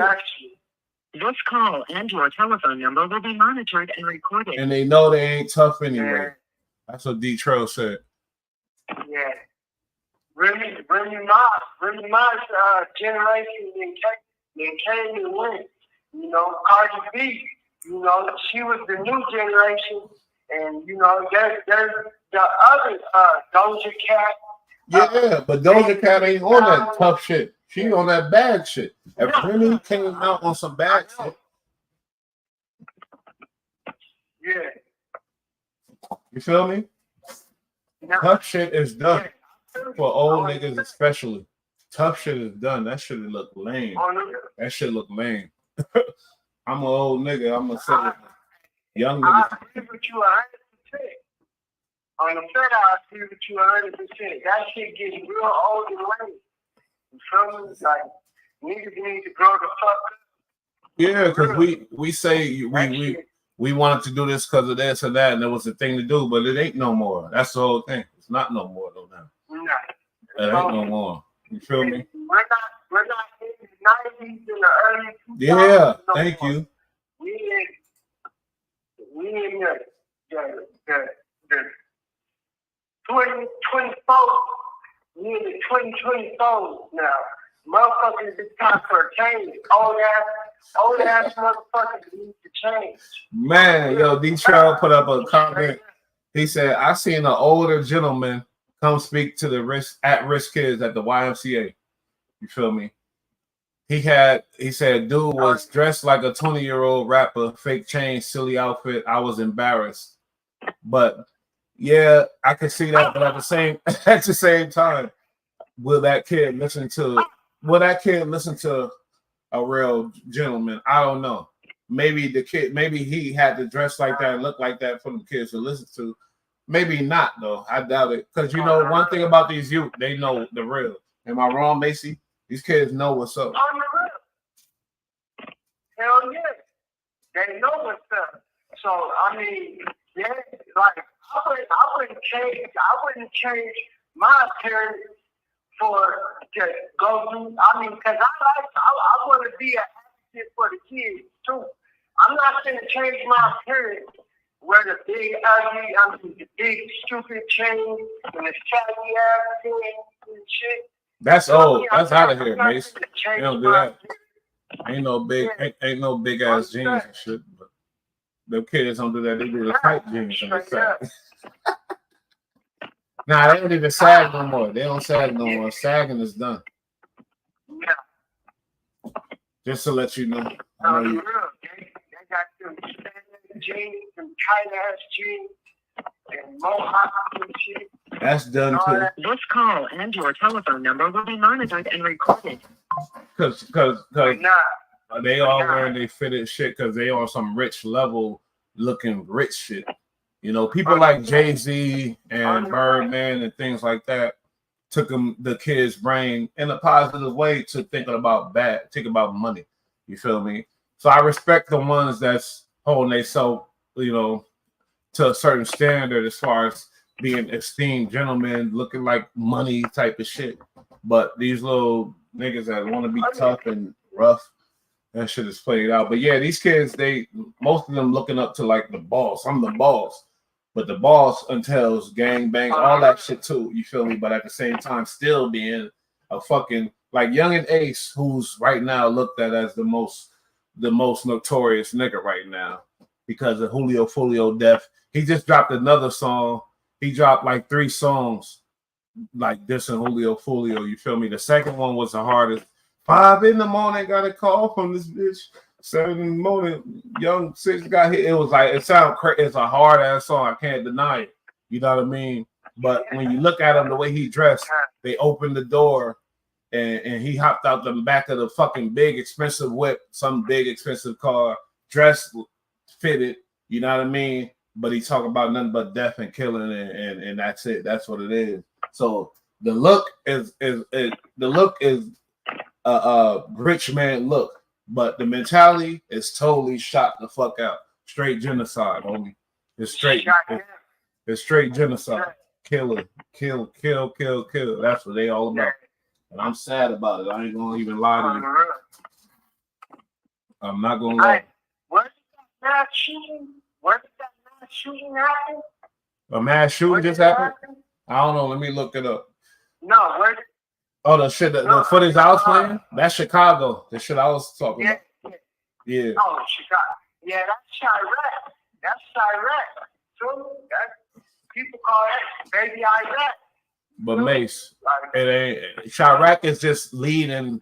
Let me tell you how this shit about to go, and it's sad, but I'm gonna tell y'all right now. Before I read this comment with Detroit, let me tell y'all how this shit really about to go. Chirac, well, LA started this gang culture, but at the same time, everywhere else had gang culture too. New York had gangs, Chirac had gangs, everywhere had gangs that go all the way back to the 70s. Chirac keep pushing the envelope with this gang culture, pushing it. Chirac was the first ones to talk about dead ops, talk about smoking the ops, talk about that's the first thing they started doing. And once you start talking about that, then the murder rate gonna go up. It's just elementary. It ain't nothing special about it. Nothing special about it. He start talking about my dead cousin making songs, big hit songs about it. We coming to kill your ass. Period. My life is, I don't give a fuck about my life. You talk about you killed my cousin and you making big money and getting rich off of it, and I'm coming for your ass, and I don't give a fuck about my life. That's out of here. The world is following Chirac. They start talking about smoking ops. The world starts talking about smoking ops.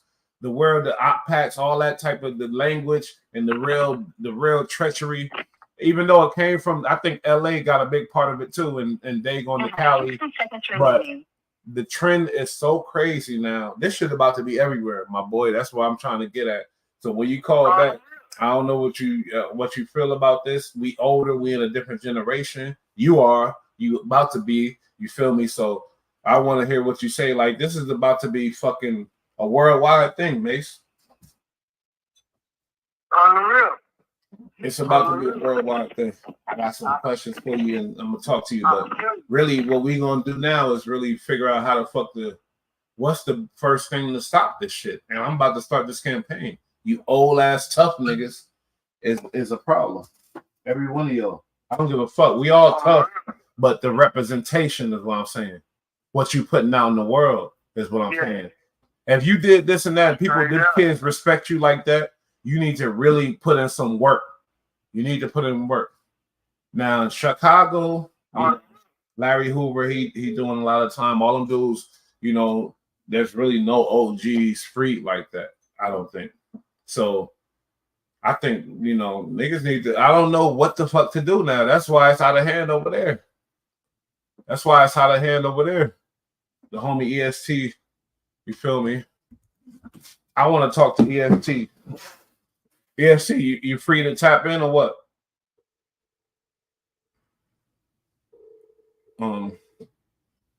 Cause I can't be on no fake shit. I gotta be on some real shit. I want the shit saddens me. Black kids killing each other like that at that rate. I swear to God, it really saddens me. I'm not here. I'm freaking the real. I understand this is tough war, this and that, whatever. The war comes from something. It's all from ego. But when you talk about, like I said, when you bring in that dead op situation, that turns the game all the way up. When you speak, hey Mase, when you speak about a dead homie, Mase, how serious is that for real? That's serious to me. when I speak on my dead homie, the shit is serious. You feel me? Like I don't take that 30 minutes. too lightly or too calmly. I don't take that too lightly or too calmly either, because the niggas that I put it on, if I put it on my dead homies and I'm speaking on them, that means I have genuine love for them and shit, and that what I'm saying is true. You feel me? Yeah, but that's how I feel. What happened with the respect with this shit to where I was locked up with that nigga. I grew up with that nigga, blah blah blah, to where when he died, he just died. I ain't gonna lie. One thing about LA, they never was on no dead ops. Now they are following Chicago, but in the beginning they never was on that type of shit. The OGs wasn't like that. I ain't gonna lie, because I watched the game. I studied the game. What you think? Yeah, I mean, you're right. But I'm talking about in public. Niggas amongst their homies, yeah, but I'm talking about in public, though. I know, but you gotta understand, LA started off with the gun and shit down first. I mean, even though Chi-Town took off with it, LA was the first. I mean, California, not just LA. There's all kinds of cities in California that's present, like Sacramento, Frisco, San Diego, the IE, San Bernardino. They all present out here. You feel me? So, but California was the first country. I mean, the first state to get shit cracking, and then Chi-Town, and then New York, and then all the other Baltimore. I know, Mace, but what I'm saying is the elevation of it, like when you speaking and making hit songs about the dead. That's what I'm talking about. The elevation of that, you know, when you go into music and it getting millions of views, and you talking about the dead enemies and amigos, ops, whatever the fuck you want to call it. That's gonna elevate the killings, I think. Because I'm a, like I said, civilian. Think about a rapper talking about my dead cousin, my dead brother. I ain't gonna say that, but what I'm saying is it's gonna elevate the fucking killings. It's gonna elevate the killing. Like, of course, because there's gonna be people chasing behind that. They're gonna feel what that person's feeling. That's rapping about to get out. They want to get on the mic and rap they say things about to get out and all that. So they're going to go out there to top them a beat and do what they got to do, and then go straight to the wax and put it on wax. Wow, that feeling. Niggas on the real. That's deep, Mace. Niggas want to feel that. On the real. You killed her with that, Mace. Huh? You killed her with that feeling. On the real. That nigga said that feeling. On the real. That's crazy. On the real. What the homie say? He said you can't pretend. Your telephone number will be monitored You can't pretend to be equal or friends with these kids. Truth be told, they like seeing different successful men. They don't see that every day in their life. Oh yeah, you're right. You're right. You're right. And if the successful man is talking about some tough guy shit, it's gonna fuck their head up and send them on that direction as a youngin'. You feel me? That's just what it is. Like every young nigga look up to a bigger nigga, older nigga. Every young nigga seen an older nigga, got influenced by an older nigga. Every one of them. Am I wrong, Mace? Straight up. No, you right. You right in the motherfucker. You telling the truth. Speaking to the choir. Because the young niggas want to see somebody successful. They want to see somebody successful, even if it's in the drug game, the game world, successful, or sport, or in the industry, any industry. They want to take that to somebody successful. Key word, successful. Mace, you're right.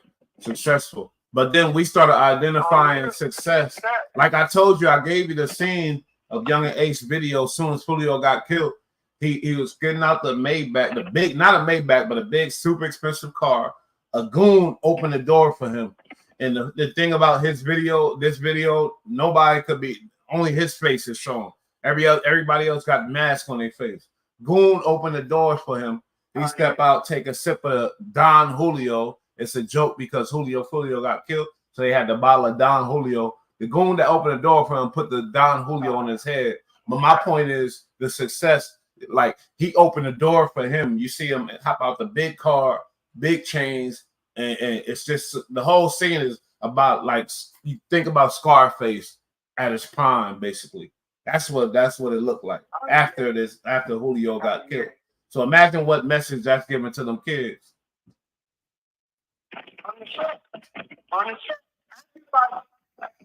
Everybody, gangster or not, everybody want to be like Scarface. Wanted to be like Scarface. Scarface, that was the most gangster movie around. Niggas portrayed that, you know, niggas got Al Pacino tagged on Scarface. They got posters, they got the man cave. Anybody that got, I mean, not everybody, but niggas that got man cave, they got Scarface, they got the gangsters, you know, they got their share. You feel me? Like, Scarface was the image back in the day on the real, like, whole fact. Like, Scarface was the shit. That was the gangsters of the gangsters. So that image alone, so let's get in. So the movies, you feel me, play a big part in this shit too. But some people got conspiracy theories thinking America wants to train the young black ghetto boy to be a killer. Because like when you think about if we going against these higher powers and things like that, they feel like they made us soft or whatever else. And if shit really go down, we saw. That's a conspiracy I heard. You feel me? And that's where the guns in the hood, the gang element, and all this type of shit come into play to where we killers, but it's I don't know what you think is the worst killer, to kill your own or to kill somebody else. Ain't no worse killer. A killer is a killer, but we kill our own. We don't kill white folk. We kill our own. Yeah. That's crazy as fuck. On the real. And that's crazy. Yeah, just like you said, that's crazy as fuck. And that's what I was saying. We have to, it's already bad enough we have to look after the other races, but look out for the other races killing us. Yeah. And we have to look out for our own killing us. So it's already bad enough. So, shit, we got racist ass white people that going in the grocery store, shooting up nothing but niggas. Or crazy as fuck. Yeah. You never hear about a nigga going in the grocery store shooting nothing but white folk. You're gonna rarely hear that. If you do. Crazy. That's some ill shit. All right, that's what you think. My boy ESC87, he said that's a deep topic. Let's read some comments then. What betrayal, he just started the show today. It's dangerous across all of America, every ghetto, but Chicago seems like the trendsetters. Yeah. Chicago, the trendsetters, because the most bodies are dropping there, and that's the crazy part. Wherever the most bodies are dropping, but there's a lot of bodies dropping everywhere else. Don't get me wrong. It's a lot of bodies dropping on some stupid gangbanging senseless shit, which is crazy. Mase, yeah, you already said a meeting, but how the fuck you get a meeting? How you know what I mean? The OGs ain't just going running for the meeting. You know what I mean? But yeah, you got to be somebody. You got to be somebody that won't won't get taken to one side. You gotta have somebody that will equally listen to the crowd. You feel me? And then you gotta pull the leaders from the game into like a neutral spot. You gotta pull them in the neutral spot and be like, look, now there's too much killing going on. Too many young people out here killing and dying and shit. And we know y'all have the power to shut this shit down or to limit some of this killing. We need your help. And you know, you might have to bargain with something. Money, huh? Money is a big thing. Yeah, it makes you smart as hell. Keep going, continue. And when you or talk to them, then you have to wait a couple of check and see, wait a couple of days to see how the killings go down and shit, and then you'll see that was a success. Okay. Doing what you did. You just opened the door because Big U allegedly is doing that in LA. And statistically, the killings went down hella on LA and everything else. But people are calling Big U a rat and a snitch. Now, my question to you is, in Chicago, how do the OGs do that without being labeled rats and snitches? You feel me? I gotta use the bathroom too. Go ahead. Then I mean, you get a person like Al Sharpton or something to go up and because he's not part of the police department. He's part of the NAACP. So you get a person like him to go around to each hood and talk to each gang leader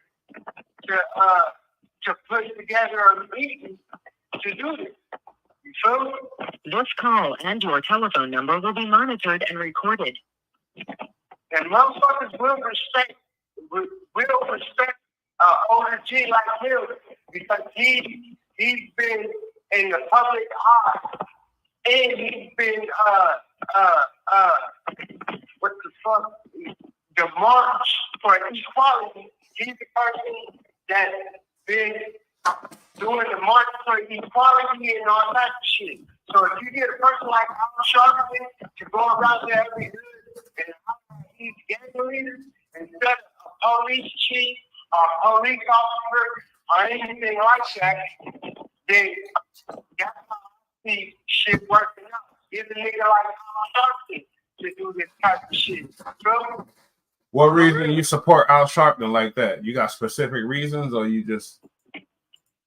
Yeah, because he's part of the NAACP. He's been with the freedom marches, and he's been speaking out for the community to get better, for black people to get better treatment. You feel me? He didn't get the walls and all that shit. Yeah. He grew up. He's been around. Speaking. He grew up speaking. Yeah, he's been around. He grew up speaking to the people. You have 60 seconds remaining. So why wouldn't I go to him for help? You feel me? That's the best person to get it for help on the real. Yeah, you know, like I said before, Chicago started talking that, you know, rapping and making hit songs, and Chief Keef, you take a lot of responsibility. I'm sorry, you feel me? You're a young black dude. You're in California now. You're out the way. You're enjoying your success. But just like academics got skeletons in his closet for promoting that Chirac shit. Yeah, I got my teeth. Motherfucker said, "You got your OG?" Just like that, Chief Keef got to take responsibility. Talking about we smoking Tuka. Once he said that, and he started talking about rest in peace to Tuka or whatever else. But once he started talking that shit, that turned the game up worldwide because Chief Keef ended up being a super international star. And that song became a classic. And then You got people that got in trouble for saying smoke a took because they thought it was a brand of weed. Then we found out the treachery behind that. It's like, damn, I'm not saying that shit no more. The fuck? Who the fuck will say some fucked up, stupid shit like that? Even if you killed somebody that you hated, now you're talking about smoking them? That's crazy as a fuck. It's the demon mentality that we are prone to, just like we were prone to be church people or whatever the fuck else. If you see the reverend and the preacher doing what they do and you're inspired by that, but then the thing called hip hop came into play. And once you see a rap star that you love and you looking at, you just admiring so much, and he says some shit like that, that's gonna drive you to go ahead and get on that wave. So now that chain, and we could pinpoint everything. We could pinpoint everything right from the beginning. We could pinpoint where it came from. And certain people got to take responsibility. Like, that's why when you rapping, you're a big star, you have to take responsibility for the shit you say. I don't give a fuck about what you Mase. Am I wrong? Like, you a star, people listening to you. Even when you did the famous our biggest thing on our channel about the Dago shit with w.i.g, you were still respectful to LA. You were still, but you said if we want to do that, we could do that too. But you wasn't tripping. But at the same time, you know the responsibility you had for speaking up for Dago, and you spoke with motherfucking integrity for Dago, for your city. But you knew the responsibility. You wasn't like, come on now, you know what I mean? And at the same time, people said when you spoke on Dago, you was talking about we got bodies, we got this, we got that. Yeah, I'm not gonna speak for you, but people feel like that was wrong. Certain people, you know what I mean? Like, what you mean by that? Before you go, I'm gonna say what I gotta say. I just wanted to say, don't go to Dago thinking it's sweet. That's what I was trying to say, because the people was over there talking about the gas lamp gangsters and this and that. I was just giving a warning, but then you started saying certain things and people like, oh, look, this nigga, blah, blah, blah, blah, blah, blah. It's a tricky bag with these people. You got to be, if you know what I mean? They negative as hell, but if you say something crazy, they like, no, look at it. Well, like, come on now. You know what I mean? But you was just speaking up for Dago. Straight up. I was just the same thing you said. I was just telling them, don't take us kindly. So just because you hear some other niggas talking about San Diego sweet and all that shit, I mean, I was just letting niggas know, don't take it like that. Because this San Diego can get ruthless, just as ruthless as anywhere else. So, because we got gang members and shit out there too. And then it's not all sugar and spice and everything right. It ain't all that. You feel me? On the set. Even though we got tourist money, tourist people, and they go to the zoo and the Sea World and gas plants. We got gas plants with all the countries. Right up the street from here, we got the hood. So it's a couple of steps. And the gang members come down to the hood, and they be in the gas plant district too. You feel me? But they go out there to party and shit because all the clubs and restaurants and the malls and shit is down there. So, I mean, I was just saying a fact. You feel me? Yeah, that's all you was doing. And the facts is in the proof is in the pudding. You feel me? Because Dago got a lot of gang members, a lot of same shit, but look at the killing rates of what's going on. Like, why did gang banging have to become a killing each other thing? You feel me? We got a lot of gang members in Dago. Maybe a lot of y'all cities need to follow the Dago blueprint as far as this shit. I ain't gonna hold you because we keep it G. And out the bullshit. When we get locked up, we do whatever we gotta do, all that type of shit. Niggas die, yeah, over business, but all this clout chasing and I don't want no Dago rapper, no young kids to come out and then talk about smoking the ops and shit like that and then turn up the murder rate in the city. Because that's how easy it is. I don't want that because I want Dago to show, be the representation, you feel me, of not, and look, they right next to LA, but look, still, you know what I mean? And that's a good thing though. Maybe y'all should follow that blueprint. Like, come on now. You know what I mean? For real. See, I'm a real nigga. I mean, I don't even have to say I'm a real nigga. Niggas will speak for me and tell you I'm a real nigga and shit. You know, and I'm from San Diego. And I put it down for my city too, so you can just imagine how many more niggas there is like me out there in Dago. Yeah. That's all I'm saying. Yeah, it's a lot. It's a lot. And then look, Sacramento, Stockton, they got into this rap culture and they talking about killing dead ops and smoking ops, and now the murder rate go crazy. I don't think that's a good thing, but maybe I'm an old nigga. I'm sorry, y'all. That's not good. That's not good. I don't fuck with that. I'm from the ghetto. I'm from the ghetto. I don't like niggas killing niggas in the ghetto. That shit ain't cool. I don't know why they think it's cool and everything. That trend gotta get killed. You feel me? Even Oakland, all out there, you know what I mean? The rap game is influenced. And what we was talking about when we speaking about Dago, we said we not industry out there, and we still have yet to be industry. We got Nick Cannon, we got motherfuckers, but still you haven't found a Dago nigga that's fucking with that industry shit, talking about smoking ops, all this stupid shit. Because you know why? And then the argument came about big homies. Big homies is important. It's important. It's important. And that's why they're going on. Big homies are smart. It's business, that's it. All that extra shit. Once you make a song, that's some bullshit. That's lame as fuck. That's super fucking lame. Talking about smoking dead ops, all that dumb shit. If it ain't business and nothing like that, no real shit. That's like, come on now. People need to smack themselves. I swear to God, and come to some type of realization. That shit is lame. Right. Straight up. You can't. Dago ain't got nothing to do with that lame shit. Sorry to say it, but no. And I'm from Brooklyn too, and we got something to do with it. Brooklyn, follow all them dumb trends. You know, smoking up, blah, blah, blah, all that bullshit. Yeah. But Dago, I got to give it up. I got to speak for Dago right now. Sorry. Because you know why? Because there's some OGs behind every set in Dago. Some real OGs behind every set in Dago. Behind every single set. And ain't going to be none of that stupid shit. For what? It's dumb. Mase, am I wrong? Straight up. Nah, you're right. You're right in the motherfucker. On the real, you right to tell. I can't even. I can't say any better than what you said. You said.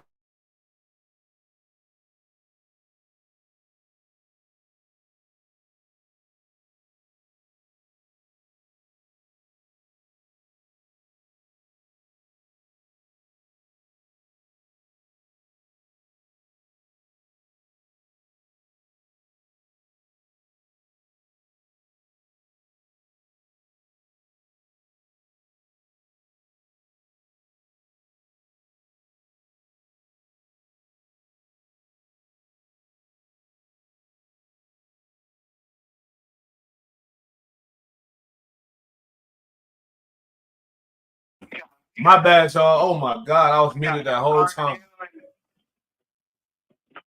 Mase, explain what I was saying. They said I was muted. Explain what I just said. It makes like I was muted. They didn't hear me. What I'm saying is a city like San Diego or any city, not even San Diego, any city that's super gang infested, that you don't see all this stupid shit going on, all these bodies dropping, all these rappers who should take the responsibility, these rappers who's talking about dead ops, who's boosting the murder rate. Those are the problem. These dumbass lame rappers and these old tough niggas who's managing these niggas and who's putting these niggas out. And I'm gonna say it. That's what it is. Hip hop too big now. We could make money. Mase, we could make money without talking about dead ops. We could make money without talking about dead ops. These killers don't need to be in the game. The fuck? Like, stop it, man. We don't need to boost our murder rate with us. Now, if the situation, I ain't gonna say that because it's YouTube, they're gonna totally ban me. But what I'm gonna say is, we don't need to make it about killing us, killing each other. That's it. Anything else, whatever, I ain't gonna speak on it. But when it comes killing us, come on now. That's what it's all about, killing us. It seems like black on black violence is Booming. It's taking off like it's taking off. You feel me? It's motherfuckers started that bullshit. That shit is bullshit. That's crazy. Shouldn't be like that. That's past insanity.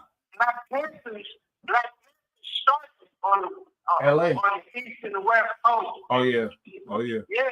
So so why would it be? I mean, come on. And like we can gangbang and branched off of the Black Panthers. So niggas that wanted to be a part of something that started up their own shit, and then niggas that wanted to be the opposite started up the other shit. Crips were started blood, and then started off with Crips. Blood started off with it don't matter what anybody else says. But it came from something. The truth of the matter. Yep, you're right. I know. It started off from people that protect the community. Booted from the gang. Yes, on the set. They got booted from the gang. And then they started up their own shit, which was the blood. And motherfuckers, you know, like it started off with fist fight. It started off with fist fight, and then the most violent thing was pipe or chain or Mace low. Go from that. Cause you just open up some shit. Thank you. And the real OGs that we look at, because I'm a fan of Kev Mac Mace. When you get out, I'm gonna put you on the Kev Mac videos. He introduced he from 60s, but he a video dude. He fucking what's the word? Interviews all of the OGs all around, all the OGs. And these are people that's revered, that's looked at as real OGs because of their character and what they did. Not because they killed another nigga, killed a bunch of niggas. No, because their character amongst men, their leadership qualities, the way they handle situations, real fucking morale shit, real good manly qualities. That's why they looked at as OGs. Nowadays, you ain't going to this system is set up now that they ain't gonna create no OGs. You feel me? The betrayal, smoking the such and such pack. It's demonic when you think about it. And non-gangsters be saying that like a joke. Smoking the op pack, all that shit is demonic. Yeah, I'm with that. And it's stupid. Because most of the time it's genocidal. That's why I'm against it. I don't care about none of that other shit. That's what I'm against, the genocide. That's what I'm against, the genocide. You feel me? Betrayal. He said, I never thought about police officer and principal getting off work, have a nice home, nice car, vacation spot, pretty wife, just like a successful criminal, but legal. Okay, I see what he's trying to say.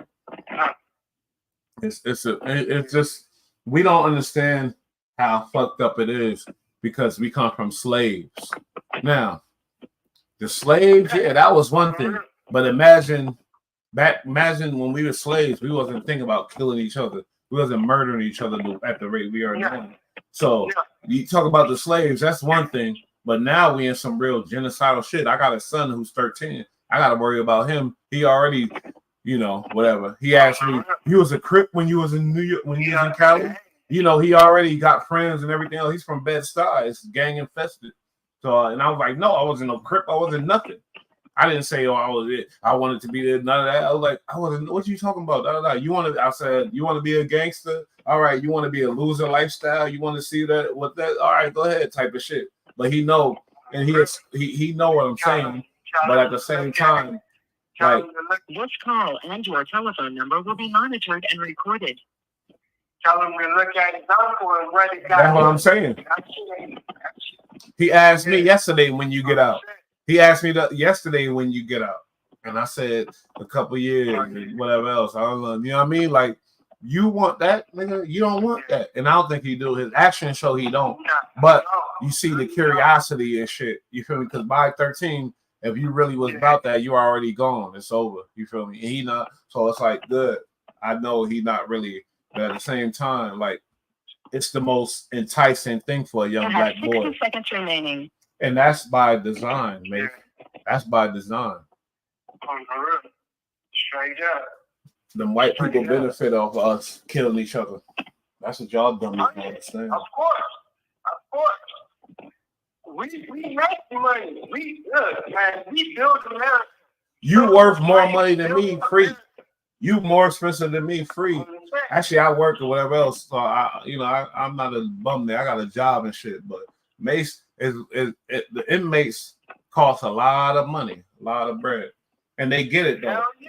They say it costs a lot of bread, but that's all they a lot of money being pocketed. Just for one day, thousands paid by people. So what better is it for us to think it's a cool and it's a strike to go to prison? Oh, yeah. Oh, he really did that. You know what I mean? It's designed, and y'all know what the fuck I'm talking about. Please, y'all know. Y'all know exactly what I'm talking about. What betrayal? That's what these poor kids need to be seeing. It's not yeah. Oh, I see what you're trying to get into. I want black kids to look at police officers and go take that job. If the more black kids are there, we good. That's why I agree with what WAC 100 about. Yeah, but they got to go into that job with the right mentality. Yeah, they got to have right parenting. But at the same time, yeah, it don't matter because we come from our ancestry automatically going to steer us in the right direction. Or the righteous direction, because these gang members think they're right. They're moving righteous. They supporting they looking out for their homies and whatever else, and they think they're right by killing that black man that killed their cousin or killed their homie and shit like that. But at the same time, they're not looking at the big picture, because when you confined to a certain community, you don't see the big picture. No matter how much internet and whatever else. If you confine to this certain little hood and all you know is survive or die, you're not going to see the bigger picture about this genocide. All you see is this nigga that killed my cousin, this nigga that killed my brother, this nigga that killed my best homeboy that I roll with every day. I'm going to kill his ass. And what Macy said is, I'm going to make him feel that feeling. He got to feel this feeling. On the real. Niggas want to feel that. Niggas want to feel that. You feel me? And that's sad that televised death as like a joyous thing. You feel me? That shit ain't cool. That shit ain't cool. No. That shit ain't cool. If you got kids, you're a selfish piece of shit. If you're like, I'm gonna die, you got kids. Go protect your ass. Get the fuck out the way, nigga. The fuck? That's foul. You got kids now. You got a kid. No, you can't be that tough motherfucker. Oh, I'll be all right. I don't give a fuck if I die. Fuck me. Like the shit. Because niggas get that ignorant. Mason, we get that dumb. We get that stupid to where dying ain't even like. I've been that stupid too. I said that stupid ass shit a time or two. That shit is dumb and selfish, and it ain't right. It ain't righteous. If you got kids. If you don't got a kid, fuck you. I don't give a fuck. Go ahead. You want to die? Go ahead and die. I really don't care. You feel me? But you got kids, nigga. Now your kid is there, and your dumb ass. Like I've been through some shit. I went to a funeral.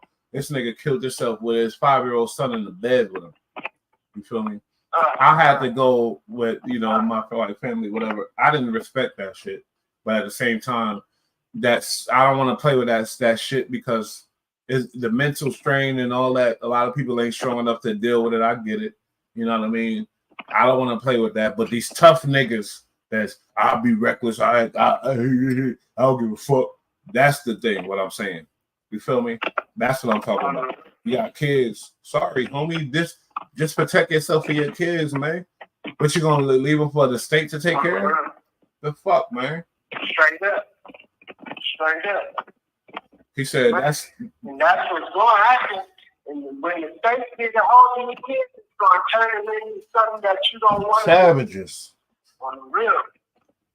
Because they're going to be around other little knuckleheads that think they part of this shit and whatnot. That's going to influence them to be that. So, But to this comment, D-Trail said, that's what these poor kids need to be seeing. It's not a regular sight around poor neighborhoods. There's so many careers that kids don't even realize. And you know, that's by design. Because in the suburbs, the cop, hey Mike, hey, what's up, Mike? Hey, yeah, blah blah. Hey Johnny. They talk to the cops. It's a privilege. You get to have a relationship with the cops, the fireman, the mailman, all that. The mailman feel comfortable, the cops feel comfortable. You talking to them. In the hood, oh shit, the cops right there. Oh shit, duck these motherfuckers. Oh shit, you feel me? Fuck them cops in the hood. You hear the OG, yeah. So, wow, and that's crazy. That's crazy as fuck. That's a part of the design right there. Me, Square Bear from Delaware, with a twin pair on the 10th stair, up out of here. You feel me? I'm scared of the cops still. Square Bear from Delaware is still scared of the cops, nigga. Because I'm a nigga. This call and your telephone number will be monitored and recorded. Because I'm a nigga. Motherfucker hear a siren going off and automatically you think that the cops is coming. It could be a firefighter.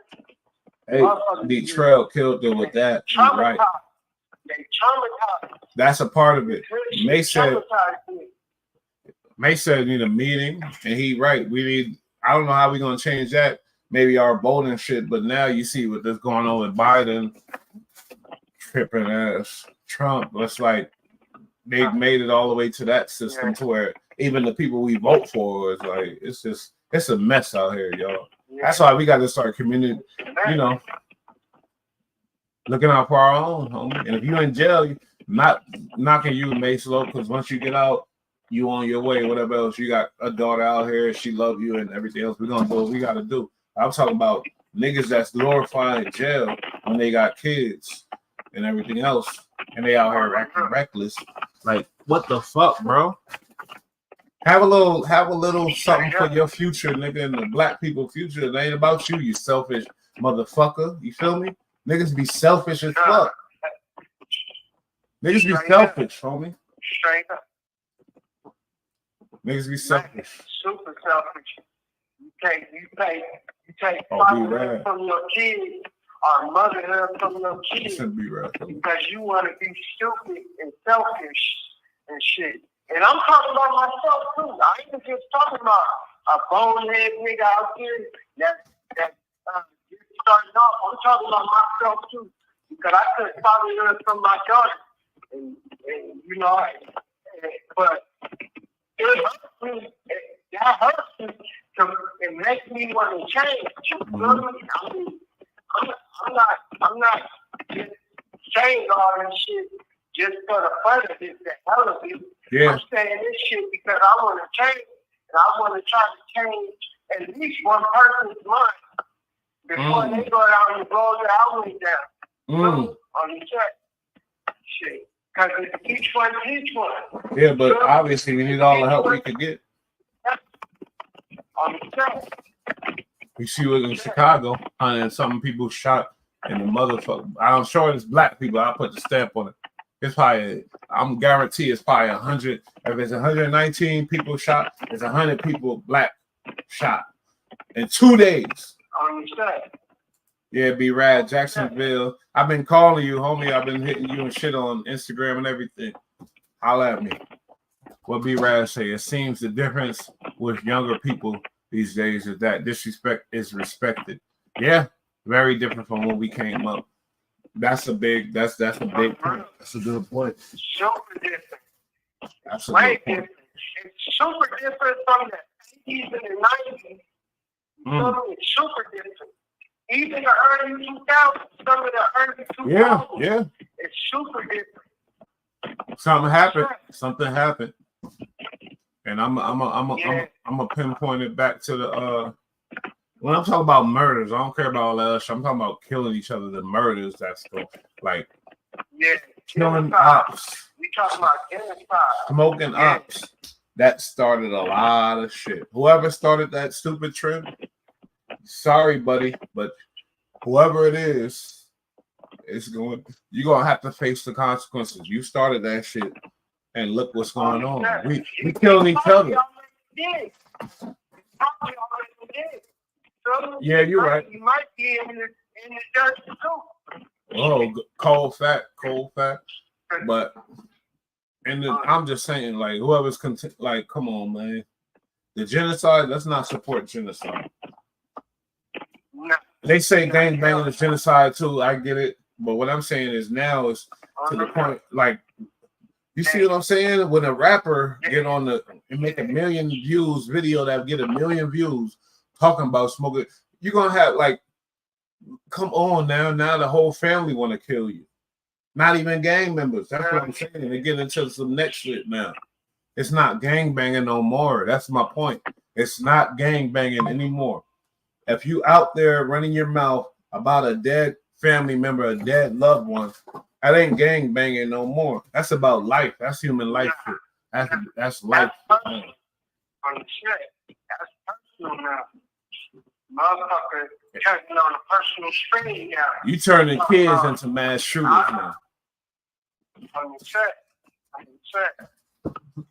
This shit is crazy.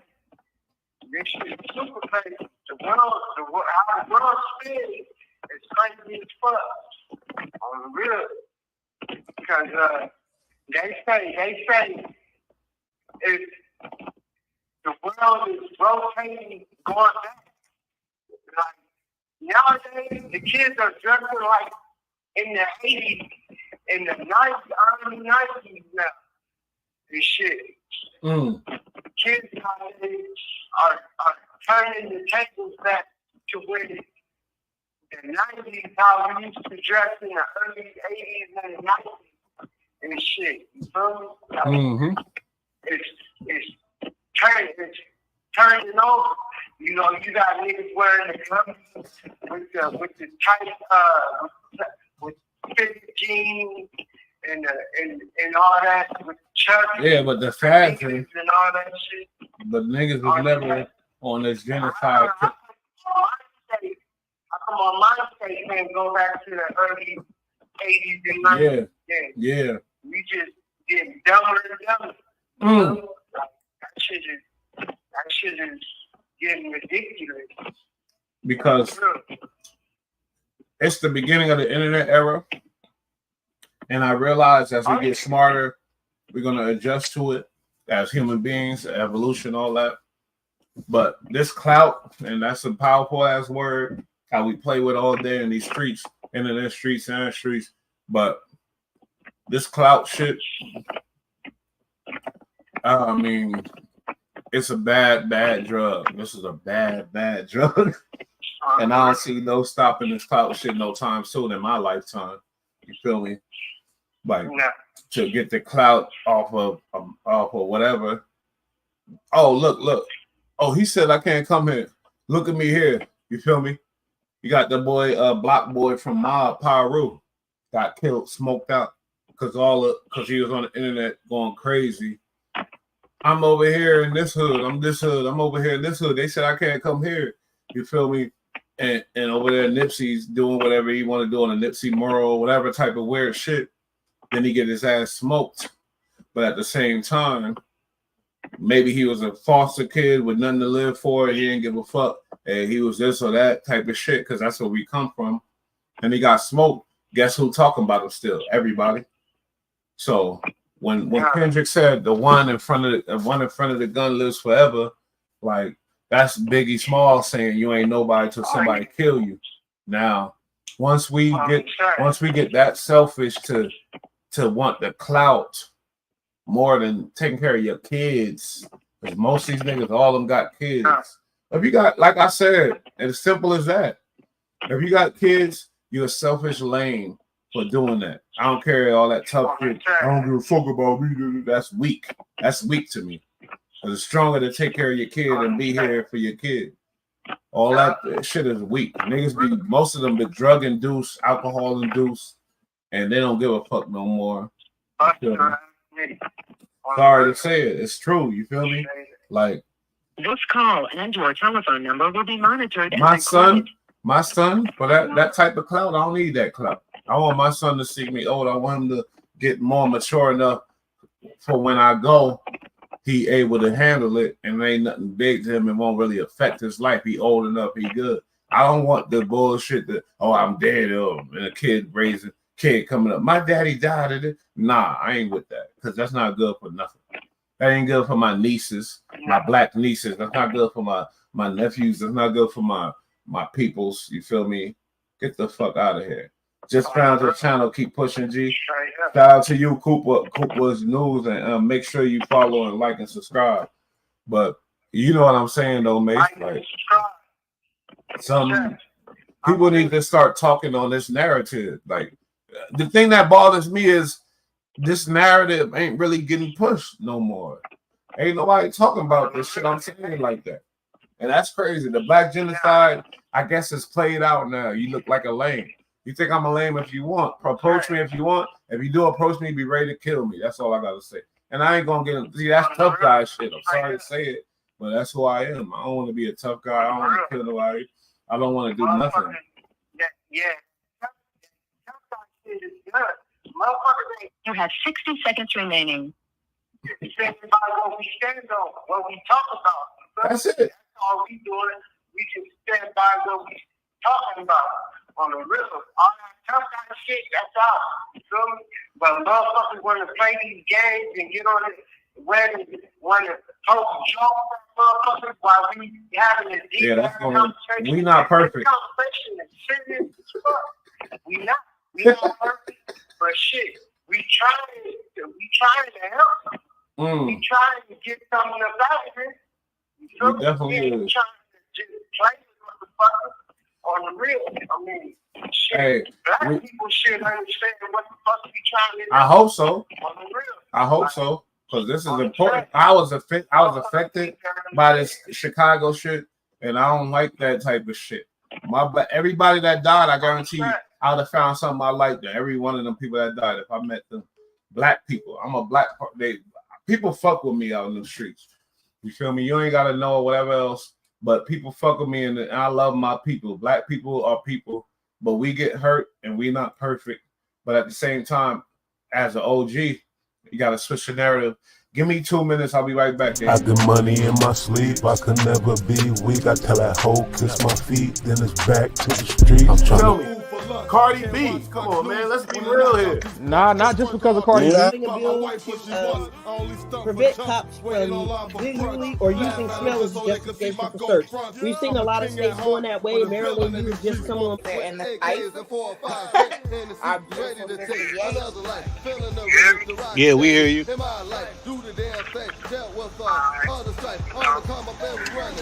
Take that time, 6-7 hours. And you be wanting to get out and beat everybody around you. Okay, that's just a glass dick. Yeah, it's glass. So I always wonder, what the hell is the attraction of? Y'all went digged up that he spoke to you about. Fuck that. Make the fucking album, Boost. You want to hear the fucking shit. That's what we here for. Niggas don't want to hear that shit. His fans don't want to hear that. Welcome to the Roman Empire. We trying to get entertained in this motherfucker. Oh, not a chicken dinner.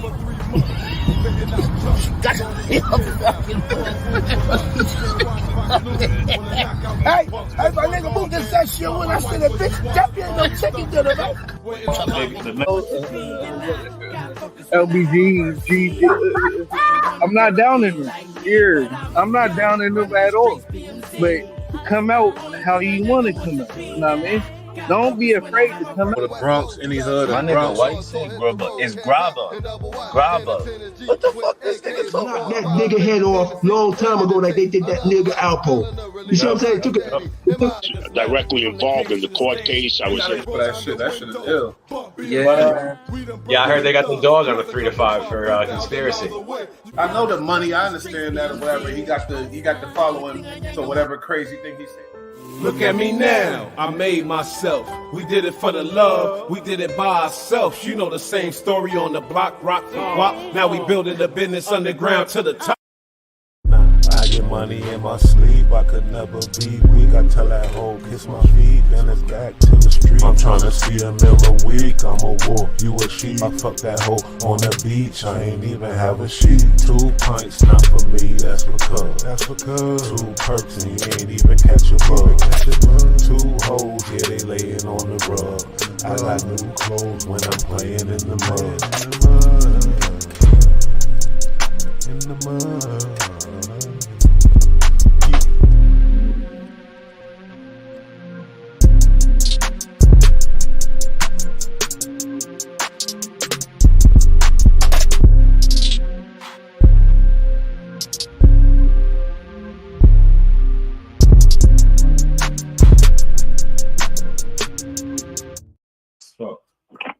I wanna get into the Chicago shit. I was gonna get into a Macy prison story, but hold on that. Cooper's News. I know he got a YouTube. If he do, go like it. Go check him out. I'm from Chicago. I'm from 68th and Bishop. I don't know nothing about Chicago. I don't know what that means. But the crib is fucked up because the more disrespect, the more clout you get. Sad as fuck. And is that, yo, there's so much Chicago shit that moved me. It's crazy as hell. Like that whole shit with them boys, Cutthroat, the father, and then the father got killed. Then the other nigga got killed. Then the other nigga, Dre, KTS Dre, got out. They hit him 68 times at the goddamn when he got out, right by the jail. Like this amount of like the fact that King Von allegedly could put 100 bands on his op head and he get 7, well, whatever, it was like 5 or 6 killers immediately on their way over there to hit him up in the downtown area, and they all convicted, they all about to go down. Behind that level of fucking treachery is next level. Like the clout is more powerful than anything out in Chicago, and that's spreading everywhere the fuck else. You feel me? Mase Low. Like as far as a youngin, the clout is driven you. It drives you. What happened in your first case, actually, when you got all that time and all that type of shit and the nigga told on you? I was 17 when I caught my first adult case. You feel me? I was chasing behind the homies, selling drugs, smoking weed, doing all this dumb shit that, kids do. You feel me? Chasing behind the homies. You feel me?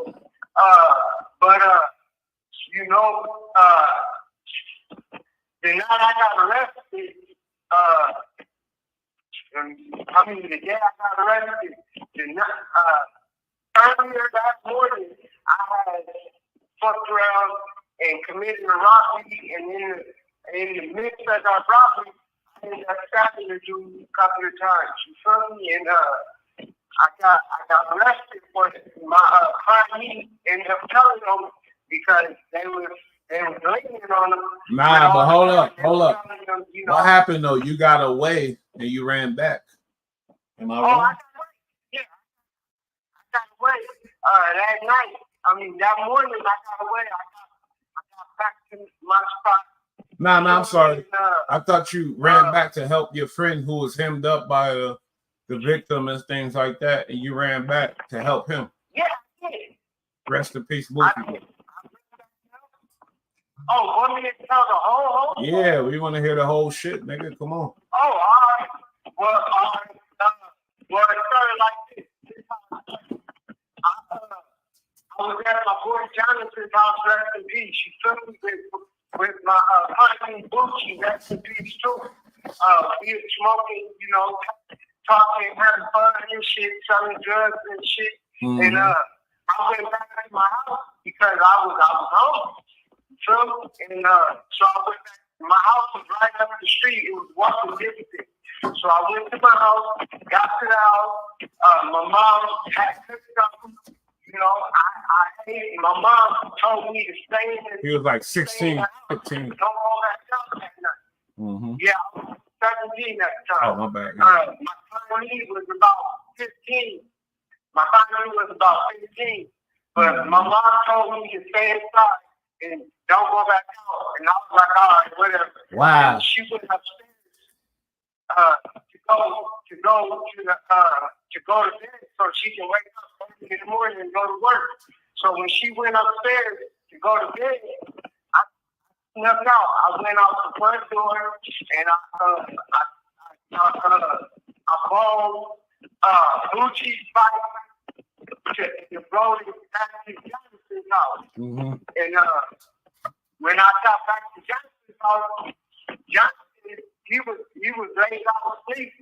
call and your telephone number It's San will be Diego's monitored shit and too. recorded.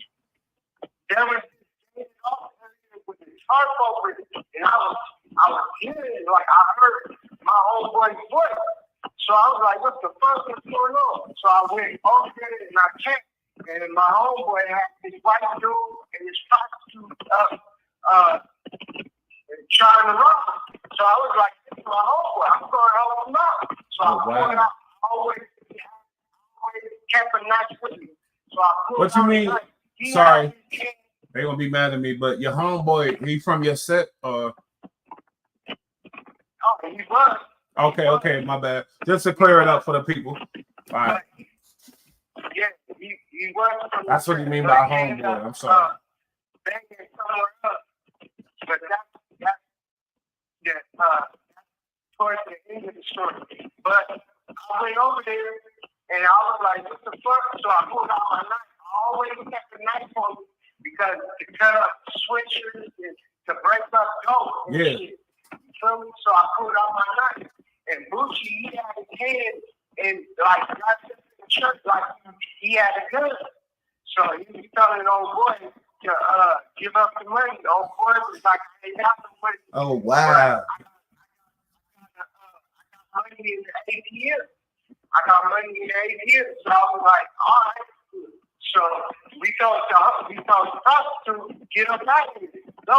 And she left. So we took the white dude to his car. He had a nice ass smoke gray Jeep on chrome rims. It was a 350 Jeep on chrome rims, smoke gray with 10 windows and shit. It was boring. So we got to the car and he was like, "Look, man, I'll give you my car. I'll give you my car." And I was like, "Man, I can't drive the stick." Bucci was like, "Yeah, let's get it." I said, "Man, I can't drive the stick." So I want the money. And I was like, "All right." So he unlocked the door. I told Bucci to get in the back.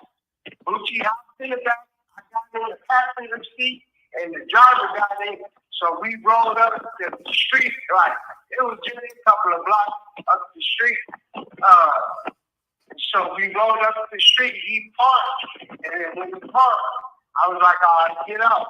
I turned off the car, get the keys out the car, and then put in the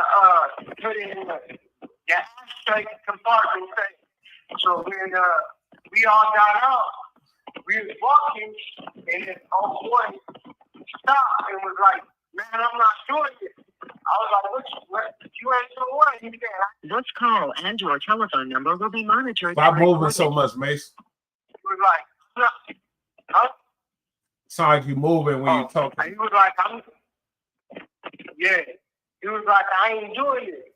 So I was like, What you mean?" He said, "I'm not finna give y'all my money and woo-woo." I was like, "Man, this nigga is buck." So I was like, "Man, let's go, Gucci, let's go. Leave this motherfucker alone." So I turned around and walked towards my boy Jonathan's house and shit. So when I was walking, I heard something like feet scuffling. So I turned around and I seen Bucci and the white dude tussling. They was wrestling and shit. The white dude was getting the better of Bucci. So I took my knife out of my pocket, opened it up, and ran over there. When I ran over there, dude had like trying to slam Bucci, not slam him, but he got on top of Bucci and they was on the floor. So I started kicking him, and when I started kicking him, homeboy, he wouldn't let go. So I started stabbing him. I started stabbing him a couple of times. He still wouldn't let go. So I was like, "What the fuck?" So I started kicking him in the face again and stabbing him some more. And then the security guard came. The security guard out of his apartment building that we was next to, he came out and he poured out his pepper spray and he was like, "Leave him alone, leave him alone." And he started spraying. And Bucci and the white dude were screaming out. They was like, Cause I think they got pepper spray in their eye from the dude. So I ran back. And when he stopped spraying, I ran towards him with the knife. And then the security guard started running off, and then when he ran off, and I got back to the Gucci in the white room, I started kicking him, and the security guard came back again and started spraying. So I stepped back again, and then when he stopped spraying, I ran after him again. All right, that time a police car was driving past the street we was on. So when they seen the police, the security guard running, and they seen them, and they stopped and put their car in reverse, and they reversed, and then they tried to turn in. At that time, I was like, Gucci, I gotta go. The police is here, they coming. And he was like, oh, help me, man, help me, yo. I was like, nigga, get him up on. Come on, nigga, let's go. And he was like, help me, man, I can't help me. I was like, man, the police is coming. I can't help you no more. Yeah. The police is coming. So I started looking. I went down with Jonathan's house. I was wearing Timberland boots and backyard jeans and shit. So I was already out of breath and shit from all the tackling I was doing, but I wasn't finna get locked up that night. So I ran to Jonathan's house and shit, and I knocked on Jonathan's door. Jonathan got up and shit, and he opened up the door, and I was like, hey, Jonathan, I told Jonathan what happened. I was like, hey, man, Gucci was trying to rob somebody. I helped him. We drove up the street to the 7-Eleven, and God didn't want to give up the money. So we ended up tussling with him, and I ended up stabbing him. And Johnson was like, hey, man, you my own boy and shit, but you already know I got full of dope and shit. What you doing? Yeah, he a hot boy. He was a hot boy. Seconds remaining. He was a hot boy. Rest in peace, Jonathan. Yeah, that was my nigga. He was like, you need to go home and shit. What you do? I was like, yeah. He was like, what, one run? I was like, nah, I'm going to take Gucci's bike. So I took his bike. I drove it up to the back. I'm going to call you right back. Yeah. This shit crazy. I mean, I was going to get into the clout. You know, these dudes, my boy Treachery, and shout out to Cooper's News. Make sure y'all like and subscribe. All of this, all the people, they making good points here. What I'm here to do is this violence in Chicago. 100 and something people clapped over a weekend. It's getting out. It's like, come on now. F the YouTubers that subscribe that interview these people. Don't fucking bring this up. Then they push you to death. And Adam 22, and y'all already know how I feel about these dudes. If you don't speak on what's going on, you pushing death. That's how I look at it. Like, just speak about it. Bring some light to the situation. These dudes is going wild, bro. For real.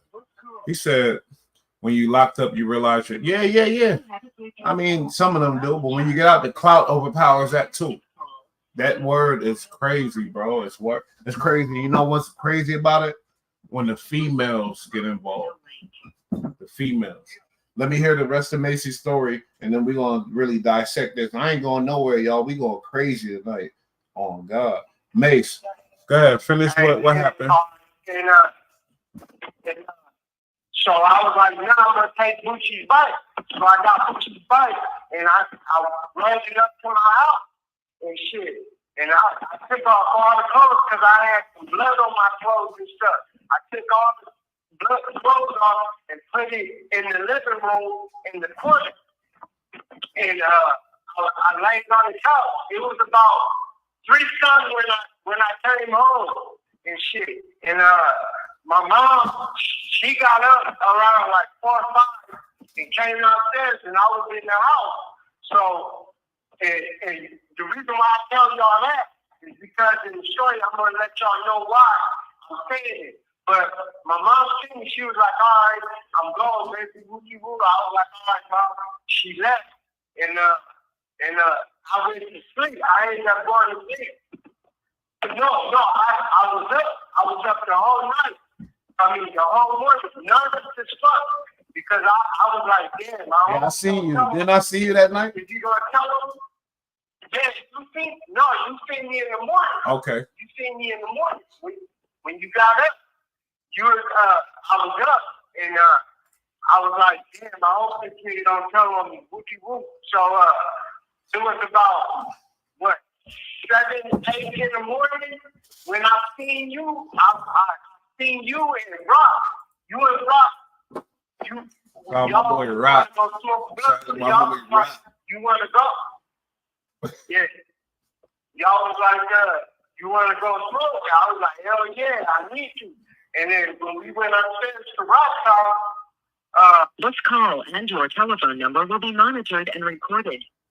We went into his room, and then that's when we started smoking. That's when I told y'all, I was like, hey, man, I did something bad. Y'all was like, what? I was like, I ended up stabbing the dude, wookie woo. And y'all was like, who was with you? And I was like, Bucci and you was like, you think Bucci is telling? I know he was. I told you. I said, I know. Yeah. And I was like, no, I don't think you was telling me Bucci woo. And I was hoping he would because that was my boy. And we from your town, we from your set. And Mase, let's not mess it up. He was from your set for real. Like, let's not confuse that he's really from the coast.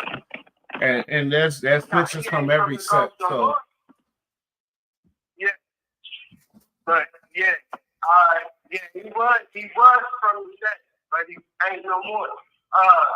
But and then after we were done, I went down the street, and you went to work and shit, and I went to the house, and I finally went to sleep and shit, and then I went to sleep, and then a couple hours later, I heard a knock on the door. Knock, and then I was like, who is it? Because we always kept the window open by the couch. So I was like, who is it? It was like DEA or something. Damn. DEA. I forgot I was at work. I was like, thought it was a homeboy playing with me. So I was like, hey, what's playing? Who is it? It was like, it's police. So I looked out the window, and there was 2 white dudes wearing suits. They weren't wearing the police clothes. They was wearing regular suits. They were detectives. So I opened up the door, and they came in and shit. And I was like, what's up? It was like, well, were you with these guys when this happened? What you do? And I was like, no, I was with him. I was here all night. And then they started talking. They started asking questions. They was like, well, do you know this dude? They showed me a picture of Jonathan. And I was like, yeah, I know it. That's my boy. They was like, well, did he take, they showed me a picture of the victim? Bucci. And they showed me a picture of Bucci and said, did Jonathan take Bucci's car? And I was like, yeah, hell no. I was like, why you asking me that? He said, because there was a robbery that happened in Bucci Woo, and Bucci basically was saying that Jonathan took his mom's car and drove us to his house and made us. Oh wow! So Bucci, rest in peace. Not no disrespect, but he involved Jonathan too. You know what's crazy though, Mase? Before you continue, and I'm sorry, I hope you remember where you was at. I didn't know that he was committing the robbery first, and you jumped in because you seen the homie from your set doing some activity. I didn't realize that. That's crazy as fuck. Bad, homie. That's bad. But continue. Yeah. I got some shit to get into off of this story, but I want you to finish it first before I go into it. So when they showed me Jonathan and asked me, I was like, no, man, what? I was like, yeah, man. I said, he ain't taking mama's car. He was like, well,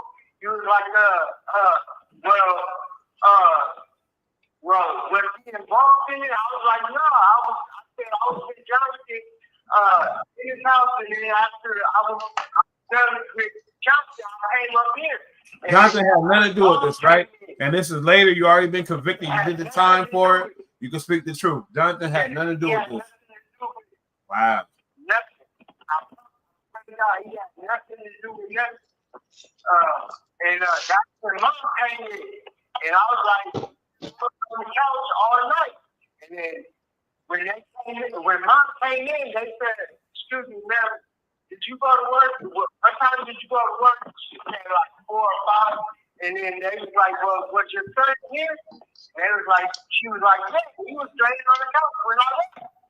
And then they was like, oh, all right, well, you was telling the truth. What you would? And then my mom, that's why I told y'all that when she seen me on the couch when she left. And they was like, all right, well, we need to take a picture. They took my picture and they searched downstairs and they didn't find nothing. So they left. And when they left, I ended up calling Johnson. And I called Johnson. And at that time, they had the phone. They had the phone bugged. And when I called Johnson, I told Johnson, I was like, hey, man, Gucci telling he's trying to involve you in Gucci Woo. And I was like, man, I need to get up out of here. And Johnson was like, all right, I'm coming to get you. So Johnson drove up to my house and came and got me.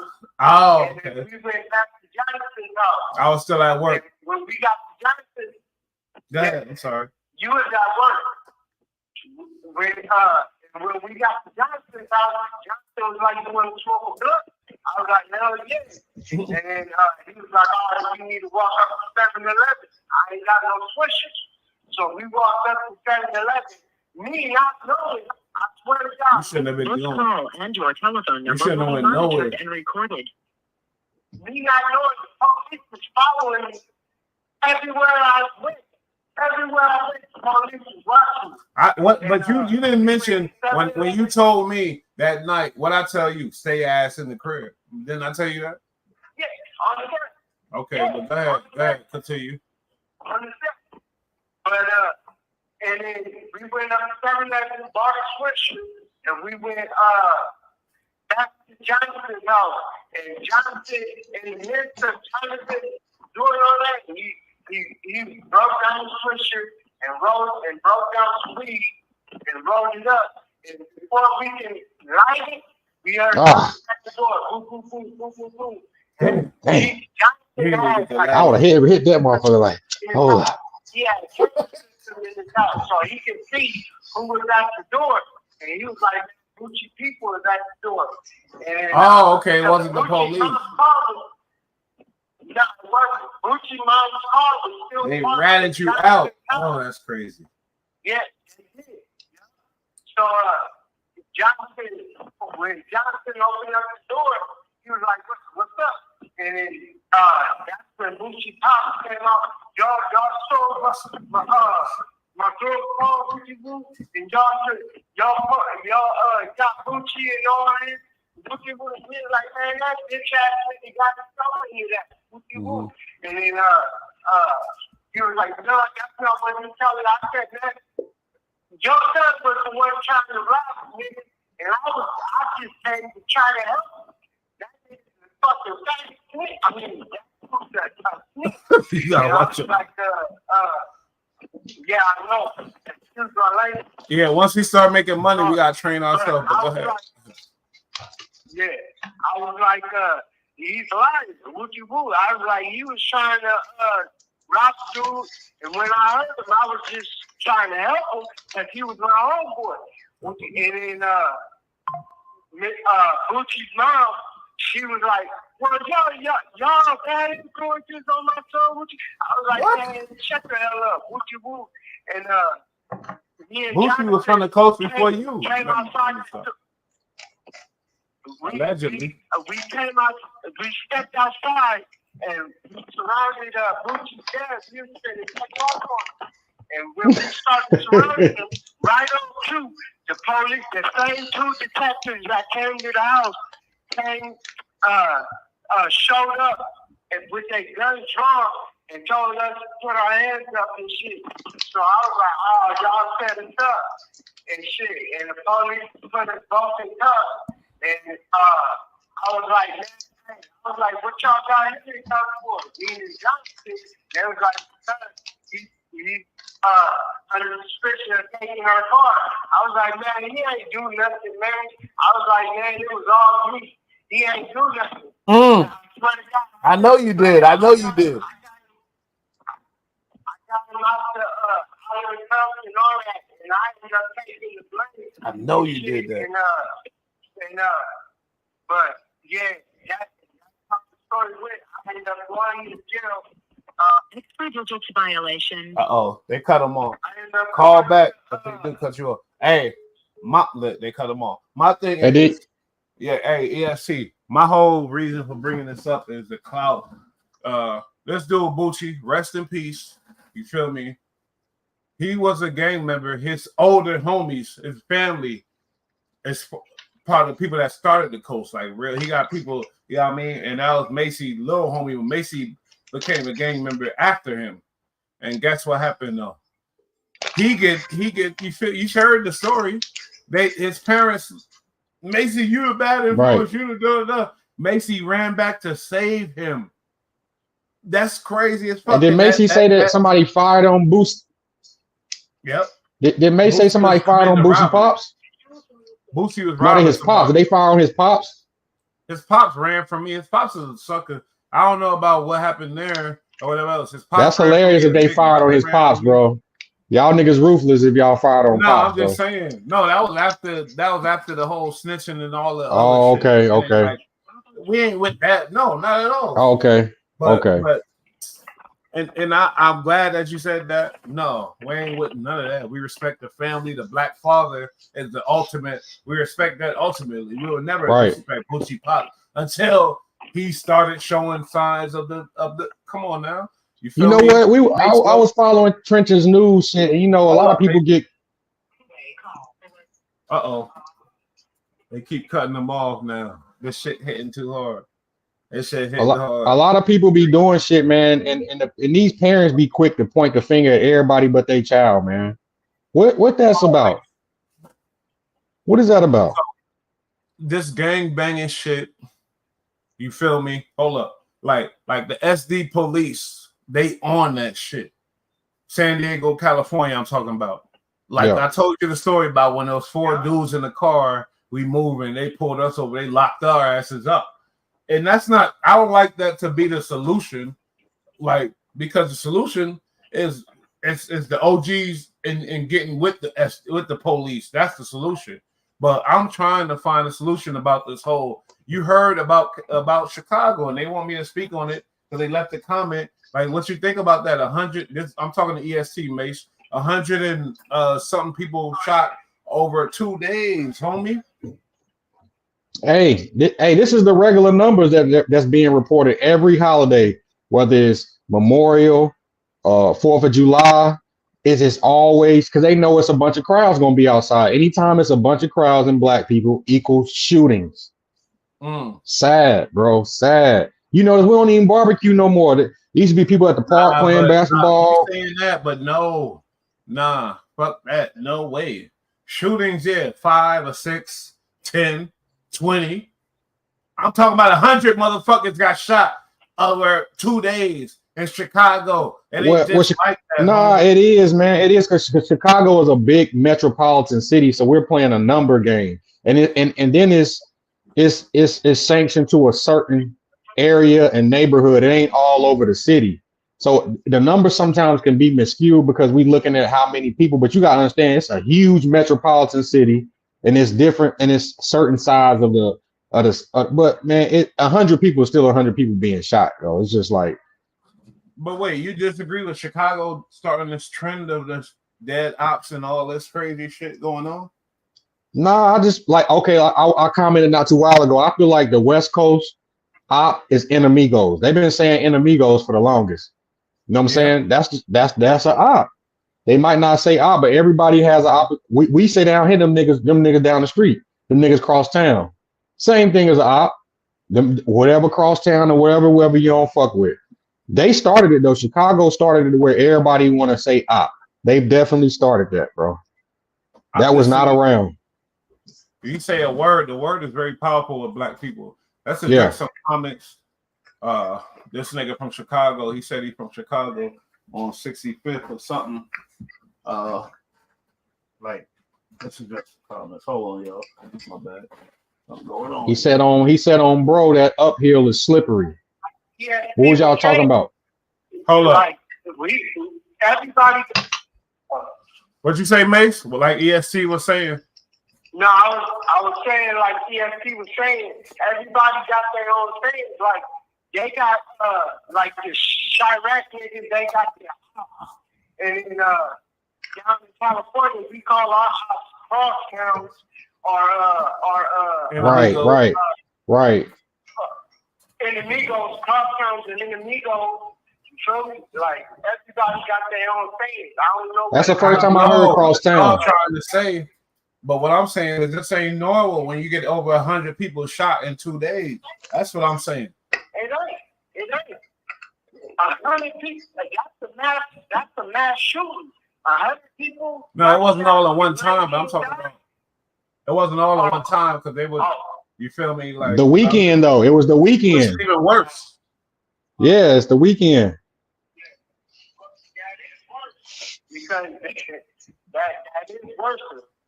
All right. That's a little bit worse. He said I do content. We got let ESC y'all go. Like I always say, go check out It's a Wobbler. It's a Wobbler. That's the channel that's coming up. That's the next channel. You smell me, and we gonna take it serious is what it is. You got a content, Cooper News. I expect you to go subscribe to It's a Wobbler if you fuck with me and subscribe. And we gonna tap in with you too. Yeah. We gotta tap in. We'll work together. That's what we do. And I'm with black people working together. Not even just black people, because I'm not racist. I could claim I'm not like that. Honestly, right. in the heart, I'm talking about people. He said it's Inglewood. He's from Inglewood. And I know okay, uphill. Okay. And I know you do the research like me, you know, you feel me?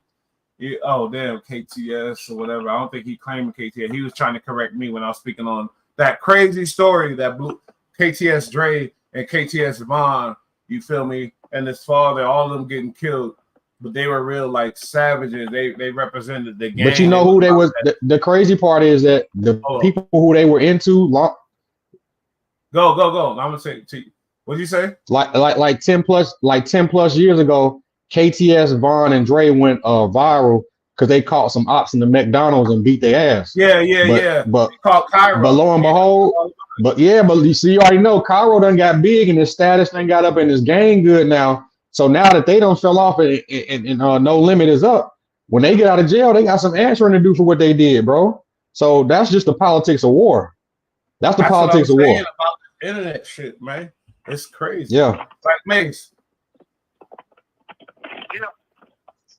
You hear me? You moving and stuff. I hear a lot of stuff. I can hear you. Yeah, I hear you. Like this whole KTS, the Chicago shit. What am I talking about? The power of this internet. You feel me? Like a kid got punched in the face from a gang, a certain gang that's very well known, a big gang from Chicago. He got punched in the face, and the video went viral.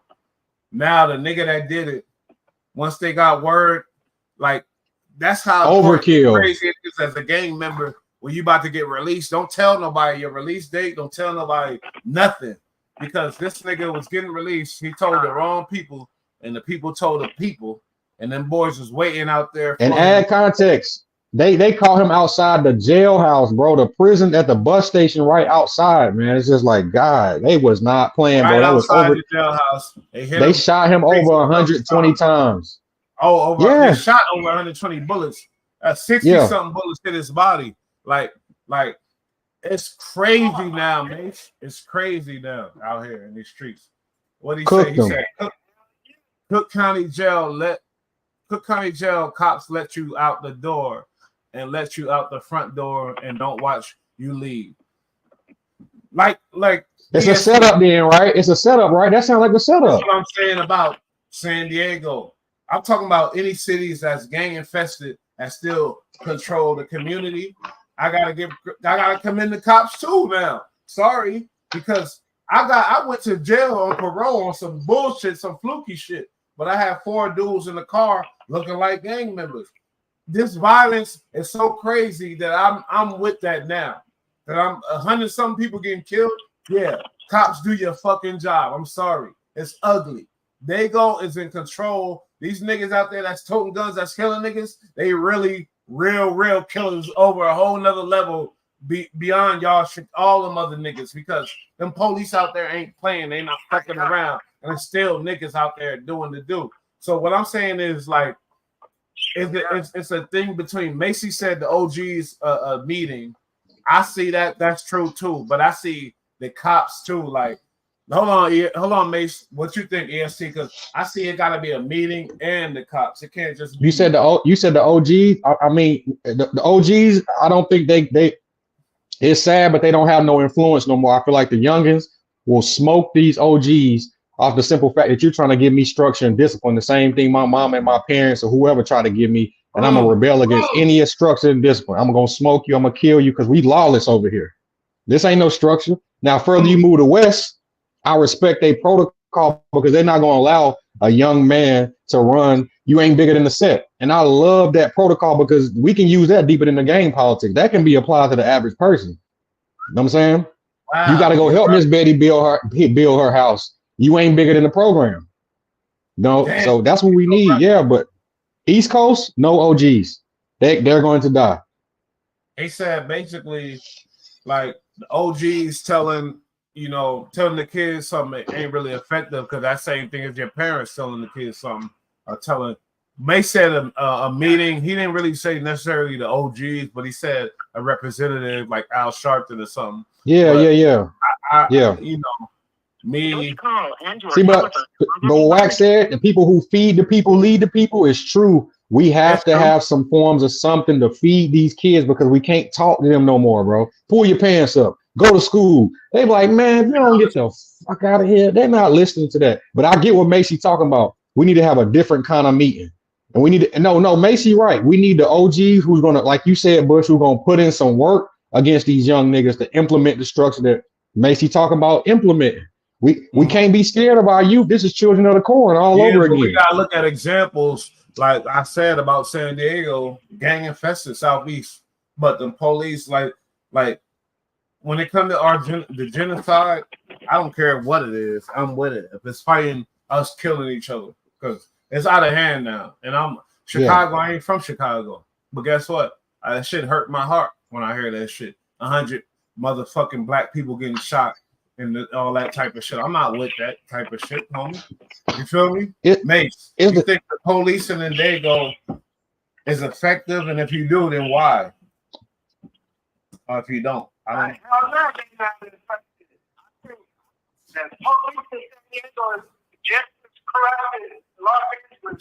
I'm about to get my brother in trouble. He ain't Dago. I mean, I hear you, but I'm just saying, like, as far as the gun violence and that's killing, I'm not talking about all the other shit. I'm talking about with the violence. I feel like San Diego is just not reported like in Chicago. All right, with the gun violence, yeah, they're affected because they keeping the gun and shit to a minimum. That's what I'm talking about. That's the main issue right now. They keeping shit to a minimum, so yeah, that's effective. They doing that shit. How is that not a thing that we're not talking about? How then some people killed in the city? How is that something we not talking about? You feel me? They talk about it. They talk about it every holiday, bro. It's just we're numb to it now. They report this shit so much that we are literally numb to the numbers. There was 100 people over there. Yeah. Nah, we can do the numbers, bro. Every holiday, whether it's a 4th of July or how about this? The last Mother's Day, Memorial Day, and Father's Day, somebody always get. I don't know why they don't understand we can't congregate in big crowds outside no more. What part of that they don't understand? Mace, you hear him? Nah. Oh, okay. Whatever. The numbers are the numbers, though, man. I feel like it's a lot of numbers in San Diego. It's just not popular to report the war on San Diego like it is the war in Chicago. It's not profitable yet. This shit is bad, homie. This shit is bad. It's real bad. See, but look, hold on. Let me add this. Chicago got a long 100-year history of corruption from their mayors, their politicians to the people, bro. I feel like they need a whole culture change. They need to come in there and say, listen, yeah. They need a culture change. You think it's they need a culture change. I feel like since before Al Capone, bro. It's a mob-run, corrupt city. Hey, go research how many mayors of Chicago has been indicted on fraud and corruption. It's over 5. It's out of hand, bro. It's out of hand. This shit is systematic. You don't think this is systematic? No, it's definitely systematic, but that's the game they play. Because to the normal person, it'll look like, oh, this is just by chance. No, it's not by chance, bro. This is happening. This is a part of a strategic plan. The politicians need the criminals. Crime need politics. They all run hand in hand. If the politicians can stop the crime, but they'd be putting themselves out of business because they're the ones who employ the sheriffs who run the jails, the mayors, and man, they all. It's up to you to get out that matrix, bro. You got to understand our culture raises us up in a penitentiary culture, in a penitentiary matrix, and you got to awake to it, whether you in it or out. It is what it is. Ain't no way in escaping it, and the people who in it don't make it no better. Because I had there's that no other culture that's killing themselves like with our culture. So you saying it is what it is. You come from a certain whatever, but you got Chinese gangs. You got every kind of gang. No other culture is killing each other like ours, and now it's a cool thing. And now I would say it is though. I would say it is, right? Because check this: the Hell's Angels are bigger than any Crip and Blood set worldwide. Yeah, they're worldwide, bro. It's The Hell's bigger than Bloods and Crips. Yes, it is, bro. No, Hell's Angels ain't bigger than Bloods and Crips. Nah, bro. Hell's yes, sir. Yes, sir. In the comments, he bugging. Bro, the Hell's see, but this is my point. Hold on, let me get this one point off. The reason why they may not seem like they are because they don't get the same publicity in the media as Crips and Bloods is. But I study all this shit. There's nobody killing each other more than us. Yes, it is. Listen, ain't no Crips and Bloods set. God, bro. Hey, look, they just caught the leader of the Hell's Angels in Saudi Arabia. Ain't no leaders of the Crips and Bloods in Saudi Arabia doing crime, bro. That's bigger shit. But I'm talking about killing each other in the hood. Yes, bro. No white boys killing each other like we killing each other like that. Them biker gangs kill just like they're gangs. They just don't get the media. I'm saying the rate that's going on with us. Nah, listen, it's their skin color. It's they see. How about this? They'll say black on black crime, but whites kill just as much as they. White people kill they own just as much as we do, but ain't no such thing as white on white crime. Where's the white on white crime? It's the media, bro. They'll make you think. Ain't no. And how about this? World War I. Bloods and Crips out there. You are crazy. Them Mongols and Hell Angels kill each other more than. Like, look at not even blood. No, I didn't mean Bloods and Crips. I meant the urban community, black kids killing each other. Ain't no games. I'm saying he said Hell's Angels. Mase, speak on the Hell's Angel. You in prison and stuff. You know more than us. Are they there? What do you think about the Hell's Angels? Oh, that's dangerous. Hell's Angels is dangerous. Okay. Well, I know a couple of Hell's Angels. They go to war with the Mongols. The Mongols, yeah. I'm not saying they're not dangerous. I'm just saying that. I'm talking about there's no how they car is the genocide rate. I'm talking about. I was about to get to that. Okay. Okay, my bad. I was about to say, but they're not killing more than Bloods and Crips. They're not killing more than black people though. Sorry. Okay. And when he say no, Crips, he mean black people. I was speaking popular. I was speaking bigger. I'm saying they're bigger than the average. When it comes to gangs, Hell's Angels is bigger than Crips and Bloods, but that they don't kill their own because they some real epidemic shit right now. You belittling it. You feel me? This is some real crazy shit. 100 and something black people killed over 2 days in Chicago. This ain't no shit to be, oh, the hell, the white people. No, them crackers ain't doing. I'm sorry. I don't mean to say it like that. I ain't racist. I love my white people. They love me. But they, homie. Now you right. How about this though? Trump called out Obama and said, hold on, you from here. How come you ain't been called a National Guard? Remember, he was close to bringing the National Guard to Chicago. He was the only one who brought that topic up. Like, nah, this shit is crazy. The numbers is crazy. We need to bring the nat. And how about this? You can go look on YouTube. It's some videos of the National Guard being in Chicago now. How long and what they did, I don't know. But they need the National Guard there. They need something there, bro. Coast Guard, something to change the whole shit. You're right. All right, let's get back into some mess because maybe ESC could explain this to me. You know, but like we put the light on the bullshit. Megan Good, fine black African woman, sexy. Carlson, before I even went live, he put this comment up, and maybe ESC can help me with this. He said, "What do you think about the Megan Good situation? What does that mean? What is he talking about?" What he's talking about is they were at an event. Now she's married to old dude who got in trouble with messing with the white girl, supposedly beating on her. But she was at an event and her old friend, co-worker Michael Ealy walked up to her and like hugged her, picked her off her feet, and you can see the dude, her husband, looking like, and I was explaining to somebody this, like, listen, it's a way you go about it, man. Regardless of if I know you as a woman, I know you with your man, I'm gonna come and approach your man. Hey, I'm such and such. I'm Megan's ex. I'm her friend, her longtime friend, her associate, her co-worker. How you doing? Boom. Then I'm gonna go to her. Hey, whether to walk up to her and hug her, and he ain't even acknowledge the dude. He just walked off and dapped the next dude. And it's like, see, but I had this conversation. Some women don't see no harm in it. I say a lady, and my grandma and people who I know, a lady is not gonna sit here and chest to chest and hug no man around her man.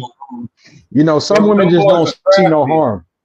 The white dudes are crafty. Yeah, he crafty. Black dudes are crafty. Everybody crafty. Yeah. That was a crafty move. Megan Good husband is in some trouble, correct? Is he under some fire right now? Yo, Jonathan Majors. For whatever, like Jonathan Majors. And shout out to him because he's a great actor. Go ahead, Mace. I'm sorry. Hold on. Where's my mic? There you go. Nah, he is under fire for whipping on the door. Yeah, allegedly. But them white boys are so crafty. They know how much fire he under, so they take advantage. He might have been banging Megan Good. I don't know these bros. No. Michael Ealy is a black dude. You seen him? He was in barbershop. What'd you say? He was in barbershop. His name Michael Ealy. He a black dude. Oh, that white boy who think he a nigga, basically. All right. No, he do. I love white boys, but some of them. Hey, I try to give him a pass, man. You right though. You right. You know who I am, man. You right. You don't gotta right. You don't gotta. You feel me? Right. Player, I ain't getting no money off of it. I got 13,000 subscribers. Niggas with 5,000 subscribers getting money off of you too. I'm a different type of nigga. Nah, you right. No, you right. That's that white boy who think he a nigga. Maybe he just. Nah, I don't know. Cause you say he didn't have no relationship with Megan Good. Trust me, I know these bras. They treacherous. He left. ESC tapped out. ESC tapped out. But like maybe Mace, maybe he had a relationship with this girl before, and he know that Jonathan Majors is under some fire right now, and he like, I can get away with this. Jonathan ain't gonna do shit. Because they get treacherous like that, devious. They show the girl, look at me, look, what did I do? Look, fuck this dude. You feel me? Like, what you think? That's what I think about it. They ask me what I think. That's what I think. Macy, what you think? I think, yeah, he was fucking banging our homeboy's girl, and he threw out some allegations to get him caught up. I mean, that's all I can see. But like, people are crafty. I ain't gonna just say white boys. Dudes are crafty. Super crafty. You know that Jonathan Majors is under fire right now. You know you can do whatever, and he ain't gonna do nothing because if he do, his whole career, everything is over. Because they're gonna say, look at this character. Look, yeah, he did do that. That's what they're gonna do. They ain't gonna hire him at no jobs, nothing. And his job. See, the thing about actors, Mace, actors, you got to fucking play your part as an actor. You have to. Yeah. If you don't, your ass ain't getting no jobs. Period. If you don't play that sucker punk ass role, you ain't getting no jobs as an actor. That's why I told myself I can't be no fucking actor because you got to be a fucking kiss ass, bitch ass nigga, or you're not getting hired by these people for these big movies. So I do believe that he made some good movies too. Man, he did the biggest movie. Wasn't he in like what? He was in big movies, Marvel shit. He was in Creed 3. He was in Creed 3, a Marvel movie. He was in war movie. Like he was a pilot, an airplane pilot. He played in a couple of movies. So yeah, I definitely feel like he knew what he was doing when he did it. And you know, he's just a crafty bitch nigga. White boy. Not all of them. I'm sorry. A lot of people ain't gonna agree with this shit. Yeah. James Hudson, that's my nigga. Man, I want him to succeed because I feel like he was falsely accused of some bullshit. Yeah. I heard her say yeah. She had the bet. Oh, no. All right, we about to get out of here, but I'm trying to read a couple of comments. Let me go to the bottom. James Hudson. I mean, we in the building. EST, something happened. He bounced when he started talking about that shit. Nah, it's all good. We got the link. We about to be out of here. We probably jump back on this a little later, about 9 or something, 9, 10. I don't know, maybe. I don't give a fuck. This ain't my job. Hey, Mase, let's talk though, man. I'm on Hennessy. I'm about to go get some weed. Give me a minute. Chop it up, nigga, for the people. We got a couple people in here. Start talking, nigga. Yo, like I said, some like this shit is getting hectic. It's 10 times. All this prison time is getting hectic on your boy. You feel me? On the real shit. On the real. I've been. I need some support out there. You feel me? Like female support though. You feel me? On the real. Straight up. But nah, this shit, I'm gonna do my time to get out when I'm supposed to. It was crazy. I didn't realize that homeboy was committing robbery, rest in peace, and you stepped in to save him, and that shit turned your life totally upside down when you went to prison at that age. You feel me? Like, that's a trip, man. That's a trip. But what you know about Boosie, rest in peace. What you know about Boosie, like before all this, he dead now. So, like, what made him like that? What you think, as far as you know? What made him what? Do drugs? I mean, the way he was to be ratting you out, robbing people, all this type of shit. What type of drugs was he doing? What made him like that? Because they flagged all that time in this shit. Because when they called me, when they took me to court, I was looking at life without. So they probably told him. I thought he told before that shit. He told on Jonathan way before he actually even went to the table. I'm talking about like his personality, because I met him and I was like, what's up with this little young crazy motherfucker? Like, why? I don't know what drugs he was on. I don't know. And your telephone number will be monitored and recorded. I was an older nigga, but I'm like, this young nigga is turned the fuck. He's crazy. Like, what the fuck? He had his parents. Yeah. Like, I come from foster. We had foster care, all that. Like, that type of shit could turn you. But he had his parents and everything. EST is back too. But I just like the nigga that like drugs is a motherfucker, and the clout and influence is a motherfucker. I don't want to get into too much, but he died, so it's like we gotta analyze this whole shit, because that shit was a trajectory. It changed your whole life. That shit changed your life, homie. Changed your life. That whole situation changed my life. Like, and ain't no telling, you was on your way to prison. Let's not deny that for some type of reason or whatever else. Yeah. Maybe it saved your life, but I'm just saying, like, Bucci was a crazy, like, what the fuck? This young nigga, when I met him, he was 13. He was turned up. He was fucking the goddamn old ass broad in the building, the older lady. He was fucking bitches, young ass, turned up nigga, man.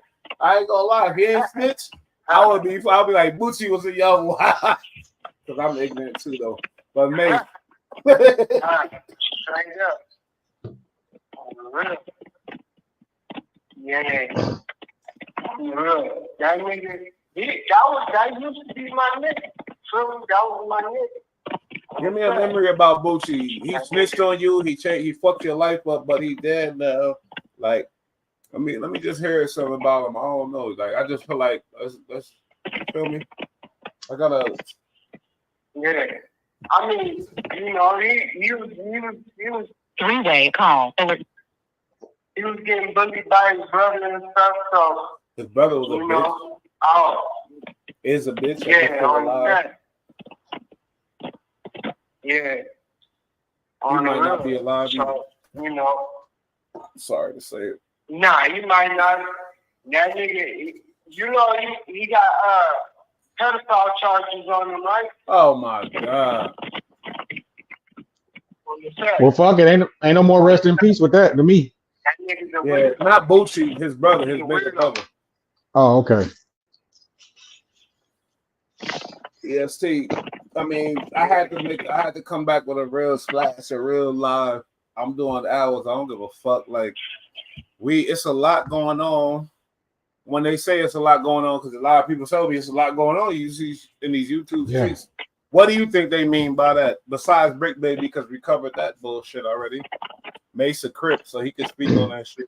Hey man, it's just a lot going on. Politicking, you know what I'm saying? It all depends on what they mean, though. It's real life shit going on and there's internet shit going on. You know what I'm saying? Sometimes with mixing the two worlds.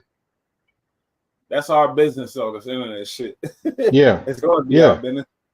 It's a lot going on, man. Hey, I like what the battle rappers are doing now. Now that the battle rap is down, they about to start fighting. They about to fight. I'm Shotgun Suge and Ab about to fight. I'm about to check that shit out, man. I said, hey, that's commendable.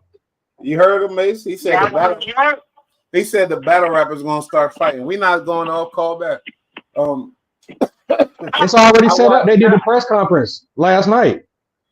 I know you're familiar with Queen's Flip, right? Yeah. Guess where you come from? I already know the quiet room. Off of the Papoose, the block captain and all that. I was about to. Hey, shout out to Remy, man. Remy is taking advantage of the opportunity. She see the URL and all that. ARP done retired. URL is down. So Chrome 23 throwing all the good events. I just like watched that. I'm with her on that for sure. Charlie Clips versus her man Easy the Block Captain. I just watched that the other night. It was a great event, bro. So shout out to Remy. Whoever throwing these fights together is brilliant, bro. Because hey, let's throw the gloves on and let's fight. But you know what's crazy? I feel like this whole easy. I'm sorry, as we about to do the EST, me and EST shit for a second. This whole easy the block captain shit. I really feel like Remy Ma game. I don't know. I think it's a ploy. I don't know. It might be a play. As we I don't like how she carried it. Because if it was vice versa, they'd be on social media dogging Papoose right now, right? If he would have played her and been dating, now he dating old girl, they've been untried. Thank you for using Global Tel Link. Keep the same energy with Remy. Like, hold on, Remy. That's kind of he held you down. The whole shit.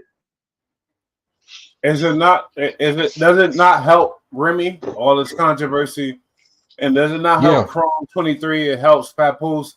Papoose took a picture with a girl. They say, oh, this is new girl, this and that. This could be a play. Like, if you smart, I don't think it is. So I really, honestly, last year I thought it was, but now me doing all my homework and seeing what's going on, nah, it's official, bro. Because Queen's Flip tried to get her, right? He was on live with Remy. He was like, hey, tell Pep I said what's up. Like, he wanted her to do it right then and there. And Remy was like, okay.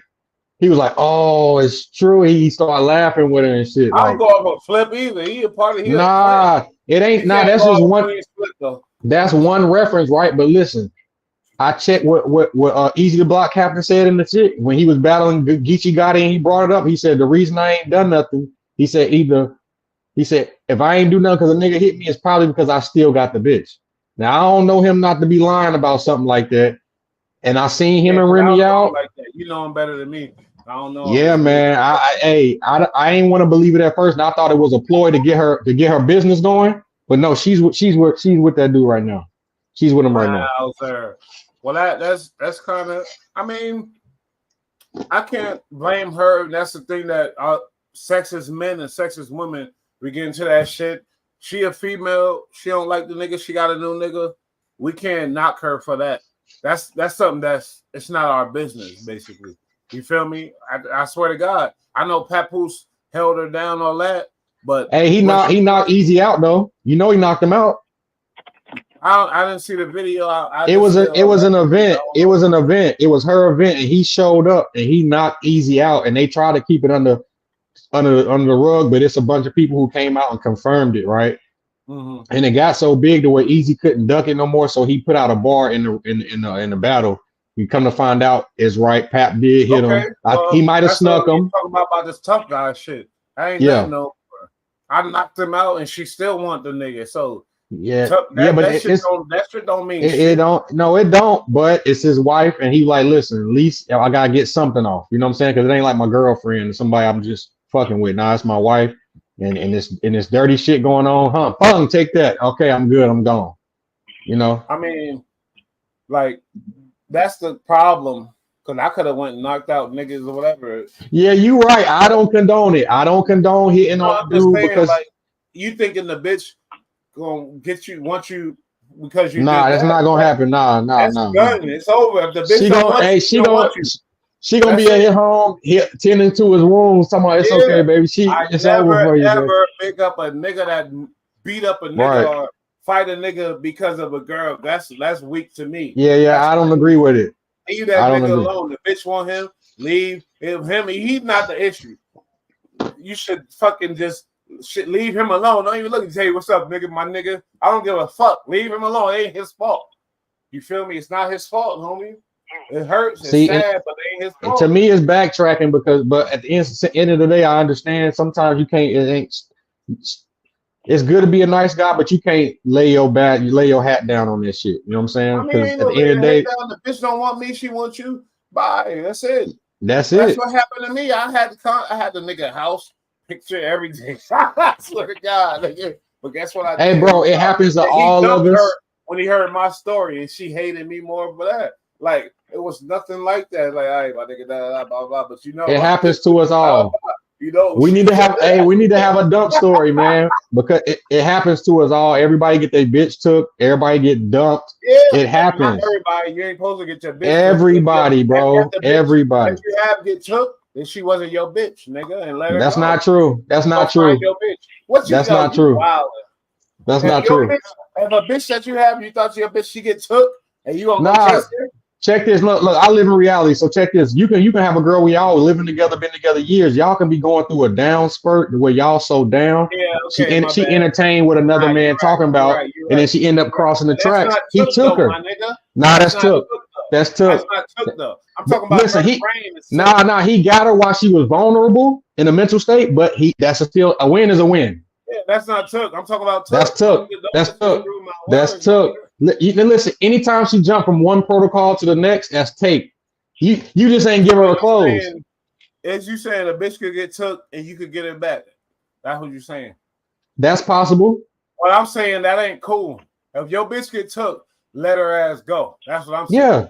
Yeah. Bitch get took, let her ass go. Ain't nothing there. But that's the point. Nah, you let her go. But what you do is you leave room because you know you're gonna come back. So you let them know. Listen, when you come, fucking room, nigga, I don't do none of that. Nah, when you come back, it's foot on neck. It's foot on neck. It's doormat status. It's different. Yeah, it's all kind of relationships, kids. You feel me? This, that, businesses, all kind of shit. But with me, I'm talking about me. You feel me? If a bitch get took, I'm not going to get her back. None of that. Bye. Period. I'm gonna find another bitch. And that's just what it is, homie. I can't afford. I can't do it. So you ain't the type to be just singing the 90 songs, the balcony singing it. I felt a lot of pain, nigga. That's why I'm able to talk like this, nigga. You know how much pain I felt, nigga. Hey, I've been through it too. It's just we're like, hey, Mace. Tell us, nigga, like, come on, my nigga. Hey, I've been through it too. I say the best thing you can do is grab a bottle of liquor, listen to some music.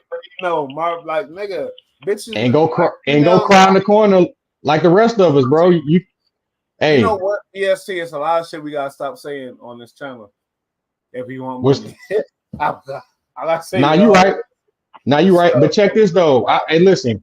It's a lot of people who monetize like back on Fig. They just run it the first 5 minutes in case somebody young and watching. We don't do all that, but they be saying nigga shit. They talk, bro. And they get sponsors and the whole nine. The first minutes, the first amount of Yeah. kind of shit, you feel Cause me? look at $1 million worth of game. They get paid, and they not necessarily PC when it come to talking. They say all kind of shit. They had an episode where dude took Meek Mill bitch. He told a story about a nigga. Meek Mill took They his get bitch. less amount of money. Are you talking about Mr. Beast and these type of dudes? Okay. I'm just saying these Yeah. type of dudes that make this real money. If you able to speak and get that same feeling out without cursing, Yeah, that's better. That's winning for you. Hey, I'm with it, man. We can challenge. I'm with it because we still the vocabulary is extensive, man. So we can challenge each other. That's not a problem with me. I believe your. See, but just like Mase. That's why I'm pushing this a wobbler. Hey, but we know our culture though. We it's more relatable when we kicking it this way sometimes. So that's sometimes how our culture is. We feel more comfortable when the dude just kicking it, but sometimes our culture. But our culture don't understand Mr. Beast's numbers. So you right. You absolutely right.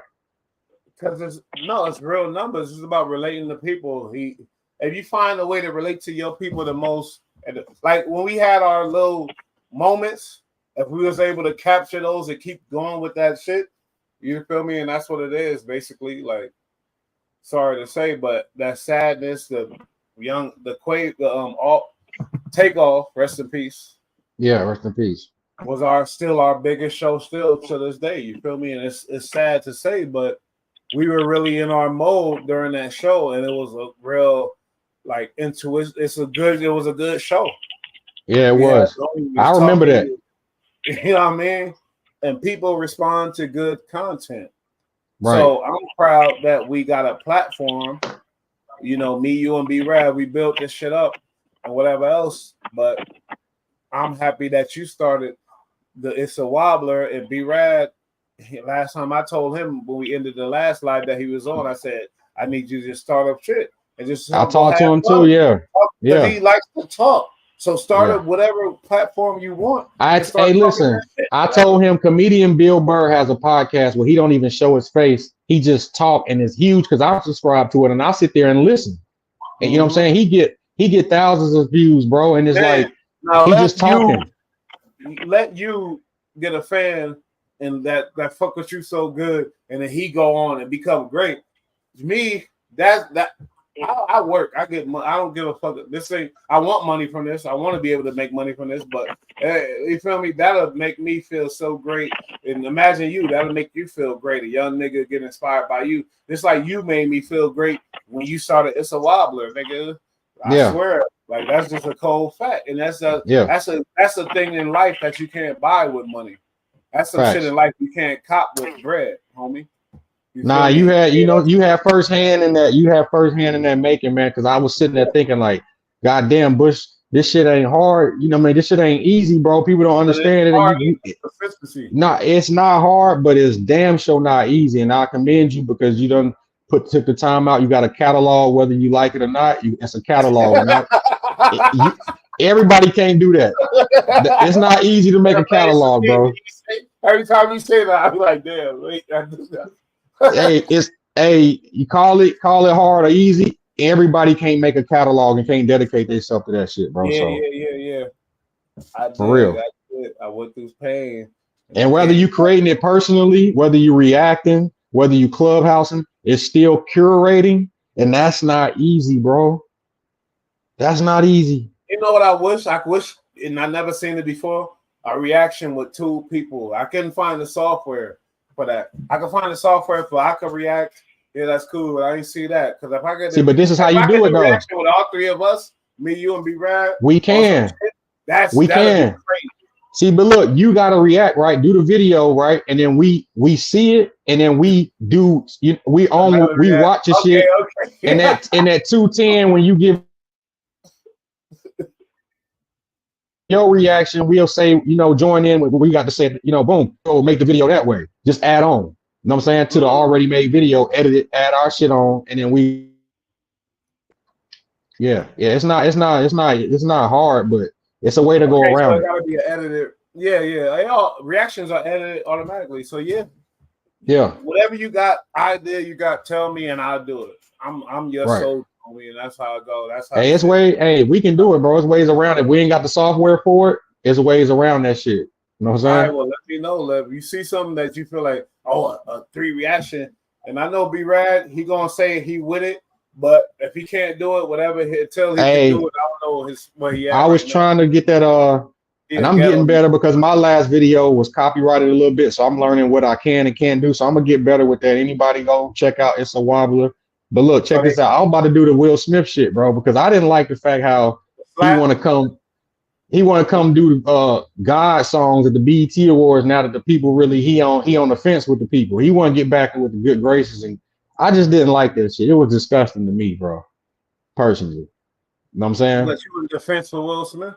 Yeah, the whole BET performance, he Can't know slap that. a black man on stage. Yeah, that's what I'm saying. And then come to the BET Awards, want to rap about God with Kurt Franklin. Like, what the fuck is My this? bad. I didn't. Now I understand. Like, what are we doing here? And then I go check out his. I'm not mad at him for doing that. He's showing I am. he's trying to. What you want him to do then? So what should he do then? Go back where you came from. Go back where you was just at. No. Why ain't you rap about God at the Oscars or the Grammys? Because they won't accept you. Look, he know he not in good graces with black people, so he want to come to the BET Awards and rap about God. Yeah, he's taking a step. What you want him to do? He gotta take steps. It's a ploy, bro. Because you gotta start. Like, if nobody killed nobody, first of all, and you should understand this more than me. Like, come on now. If he's trying to make amends, then try to understand. It's disingenuous. It's disingenuous. Or give him an option. You just said go somewhere, get the fuck out of here. Now you're welcome. Now you're welcome if you're genuine, but we need to start protecting our culture and actually making videos and reacting to this. You can't be disingenuous with it, bro. Okay, when they not fucking with you, then it's let's go on. What make you think it's disingenuous? You got specific examples and whatever. Yes.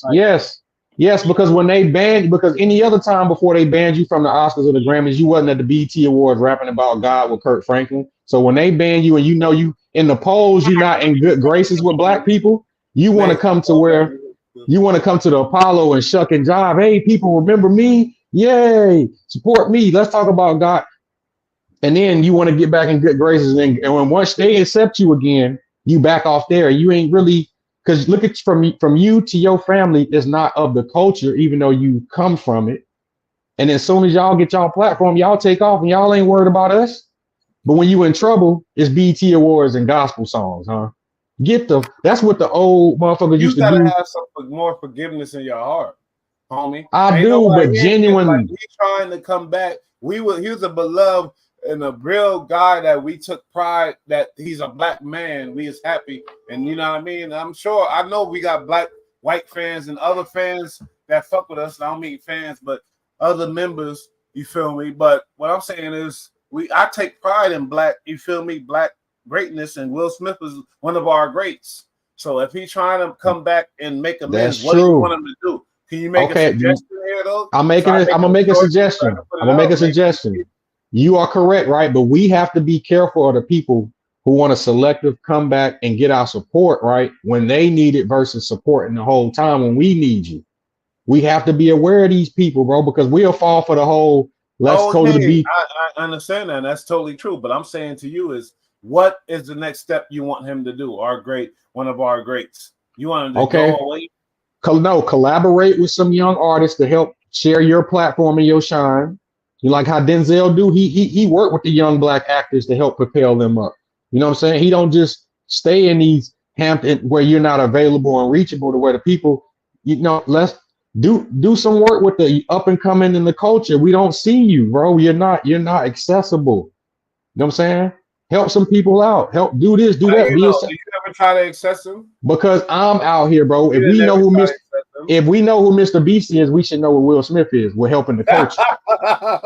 We do know Will Smith. What are you talking about? No, I'm talking about in the light of a Mr. Beast. I'm not saying spend your money. I'm saying you could be more in the culture, helping the culture of the culture. Because when it comes time to, he understands that the polls are saying that he's not in good graces back behind what he did. So to get in good graces with black people again, go to the BET Awards and rap about a gospel and bring Kurt Franklin on, and they'll be right there in your laps. You know, nah, we're not doing that no more. We're not doing that no more. Right, you're right. So let's negotiate. Let you want our support. Sit down at the negotiation table. Each one teach one. You scratch my back paws, I'll scratch yours, and we're gonna go from there. But it ain't gonna be no more open arm policy. And then when you get the benefit from it, I was highly offended when he slapped Chris Rock. I can't lie. Later, it was funny, but I'm like, you slapped Chris Rock, motherfucker. I'm like, if I was there, I would have jumped up and tried to beat your ass. The way I feel, honestly, like I was raised off Chris Rock. I was raised off of both of them. You saw some man shit, huh?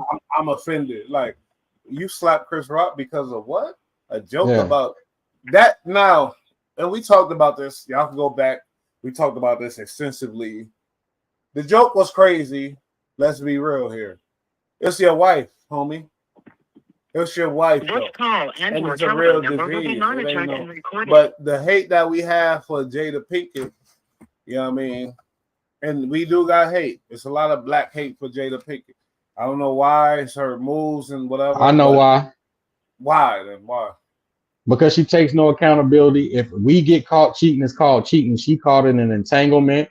You know what I'm saying? Oh, yeah, you're right. And not just that, she has partaken like Aisha Curry when she made that statement back when Steph was in the finals about how she want attention from other men because she's been in a relationship for 10 plus years. She was cultivating that whole talk at the Red Table Talk. So she has a lot of, and then we've seen videos of how she act towards Will. So it's like, you're kind of toxic, but the fact that we're in this feminist movement, you can't really talk shit about women. So it's kind of hard to diagnose and put your finger on certain things, bro. But my God. You're right. Yeah. You're right. Yeah. It's time for stories from the set. Shout out to and you know, that's another topic. They're not as popular as they've been. $1 million worth of game. I don't know what happened. I know what happened. We'll get into that. We'll talk about that. Mase. Yeah. Stories from the cell. Give us a story from the cell, homie. We don't plan nothing. Ain't nothing scripted here. This is straight attack mode. On the shag. Man. It could be positive or negative. It ain't gotta be negative. It could be positive or negative. What you want me to talk about?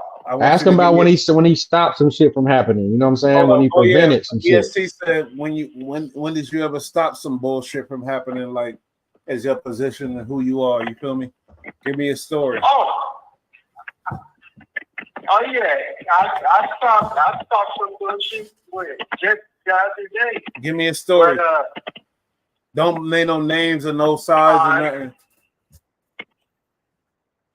Nah, the homie got accused of stealing from somebody, but you know, it ended up getting turned up.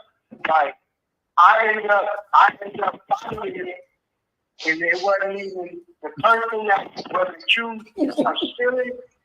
He didn't even ask. Oh my God! Don't incriminate yourself either, Mace. I'm sorry, but go ahead.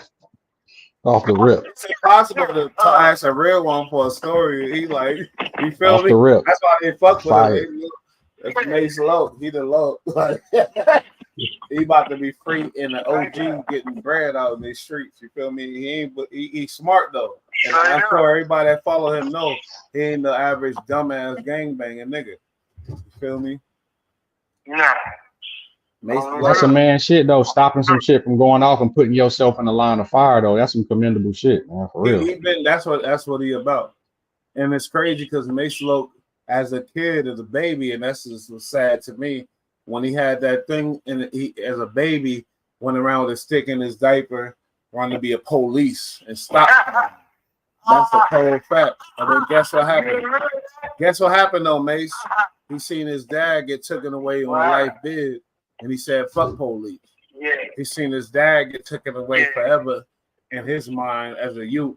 And he like, fuck police. His dad was taken away and he didn't see him forever until he was grown. And then and guess what happened then? Him and his dad in the same cell together. Like that happened to my cousin. Yeah, that happened to my homie. We're gonna write this book. Y'all gonna love this book. The Mace Loke book. Once he tell me the name, I'm gonna start promoting it. He gotta tell me the name of that book, but that's gonna be an ill book, homie. Like Hey, EST. When I hit the yard, right? I forgot how old I was. I was like, I don't know how old I was, but this was a long time ago. They ain't gonna act like I don't want none of prison life. I'm a square bear from Delaware. I don't fuck around. I work and that's it. Any crime. But you already know that ESC. But when I hit the fucking yard, man, first of all, I get a package. Boom, hit to me tobacco, everything I need, little shit. And then when I hit the fucking the yard where we do rec, Mase hopping up on the yard on the fucking wall. Nobody do that. And Donovan hop on the wall to see his big bro. When I seen him, I was so happy that that shit made the rest of my prison time. Word. Just because I seen his ass hopping on that damn wall. How long was y'all on the same compound? I wasn't long. We wasn't in the same because he was on high level or whatever. And I was just a drug dealer that came in on some little bullshit. I wasn't even supposed to be there on some fluky shit, basically. But they asked me to rat. None of that. You already know. So I'm going to go to prison. Fuck it. You feel me? It could have been a 6 minute. It could have been probation. But real niggas go. You feel me? That's what it go there. But like Jonathan, rest in peace, was my supplier. If I gave them Jonathan name, would have been. You feel me? But none of that. None of that ever. But when I seen him, man, we was in the same yard. And we had a riot in our gym. Macy was on the other yard or whatever. And then I left. I think I was there I was there over 2 months because I was in isolation for like 2 months. Crazy. Not even in the hole, but in a cell with a motherfucker and no yard or nothing. Just cause what's the word, Macy, when you first come in? The shit. You talking about quarantine? Classification type of shit. Oh, okay. So it takes some time. Yeah, no, I'm saying when you still take some time before you get placed. Hella time. It ain't just like you get reception. So I was on the reception yard for like 2 months. You feel me? I went to the gym for like a couple weeks. My best friend was a Damo, a blood from Inglewood, and my nigga, but I ain't gonna say no names, no Macy, no whatever. But like when I seen him hop on that wall, it just inspired me so much because my little brother, when I seen him get that 10, I was crying. I was down there crying in the court. You feel me? You know what I mean? So he alive though, man. He alive. You know what I'm saying? So that's the good thing. You know what I'm saying? Yeah. See, the goalpost is so raised now. It's like he got 10 and you. It's like it was a life, but he ain't dead. Like that's the shit we gotta change in our community because the white people. My brother got a year. Oh my God. That's how we should be. But we like, oh, you got 10. Oh, it's good. No, that ain't nothing. You can do that on his head. I mean, it's fucked up. It's really fucked up. It's really fucked up. And they were talking about that because Crip Mac and Bosco was on live with Cam Capone. You know, and he was like, yeah, I mean, probably like 4. They were like, oh, that ain't shit. You be right home. I was like, hold on, man. That's 4 years, man. He got a baby and all that. To YouTube game banger internet sensation motherfucker. This call and your telephone number will be monitored and recorded. The lane you going, I want you to really take heed to them. But I want to give it up to Crip Mac. You know why? They call him retarded. They call him this. They call him that. But guess what? You feel me? When he hit that internet world, he did his thing. He fucked up, got caught or whatever. But guess what? We ain't hearing no shit. Oh, he told you nothing. We ain't hearing nothing. We heard he got that time and his ass is away. That's just like, I'm sorry, it's sad, but we look at the character of a person, you feel me, in this type of situations. Yeah, we know it's systematically fucked up the way we think jail is everything. Oh, you went to prison or whatever else. But when the person handles his candle, as niggas from the West will say or whatever, you know what I mean, and systematically, I mean not systematically, but do his shit with morality and the real, like I fuck with that. And Crip Mac, he hit this shit. He wanna. Oh, this is the point right here. Hey, Mase Low, guess what? All these internet gangbangers out here, guess where it started? And this is from what I see. The niggas I know, from ODM Slim to this and that, and all these niggas. When Crip Mac hit that scene, he wasn't even a podcaster. He was just a personality getting interviewed, not even a rapper really. Just a gangbanger that had that. He's a crazy gangbanger. When he hit that scene, it opened the door for all these Crip, Blood, podcasters. Even w.i.g got a lot of off of this Crip Mac shit. Like Crip Mac hit that scene, and it opened the door for niggas to find a way to get money another way, and it's positive. Nah, you know what he did though. The killings came into play because of crack, and we had to get money in the streets, territory and shit like that. Oh, yeah. Now, when you hit this internet, yeah, it's getting grimy. We threaten each other, they threaten each other, all that type of shit. But at the same time, it ain't as treacherous. This internet world, once Crip Mac hit the scene, whole bunch of gang banging podcasts came out. That's what I'm saying. I'm sorry. I gotta give it up to Crip Mac, man. I'm gonna make this a short too. I'm gonna give this shit up to Crip Mac, homie. Honestly, Mase, you love that shit when he said custers. He the one that invented custers. Feel me? Like, I mean, I'm sorry. He from your car. I know it's biased. He from neighborhood. He 5'5", but at the same time, what I'm saying is when he hit the internet scene, he kept the integrity. He didn't disrespect no sets. He didn't get into no hood beef on the internet. He didn't do that. Like, you feel me? He kept it. I swear to God, he did because he had big homies telling him to. Who? What you got something to say, ESC? Man, you better get the fuck out of here, man. Listen, man, that dude be talking about bicycle rims. He be talking about, he got better over time. He's talking about personal people when it came. Nah, he's talking about a set. You know, I don't want to matter of fact, that was disrespect by saying that. He be talking about the brims. He be talking about a lot of people, bro. You're right. I'm sorry. And the fact that he got the 5'5" on his forehead. I mean, what he got on his forehead. He got Hoover whacked out on his forehead. He got Hoover whacked out. That. But I'm gonna take away what I said about him not disrespecting whatever. Yeah, he did. But what I'm gonna say is when he hit that internet scene, a whole bunch of gang banging internet personalities came out inspired by that nigga. I gotta give it to AD. I gotta give it to AD. But I get what you're saying though. See, but this is the thing that everybody missing. That rapper, street nigga, entertainer shit don't matter no more. They love personalities. That's why he shot up, because he was just personality, bro. They don't care no. So they love the fact that he had that shit whacked out on his head. But they was like, hold on, this dude is entertaining. He like to show his personality. That's what they about now. They don't. You look at certain people, even that nigga with his whole face whacked out from 40s.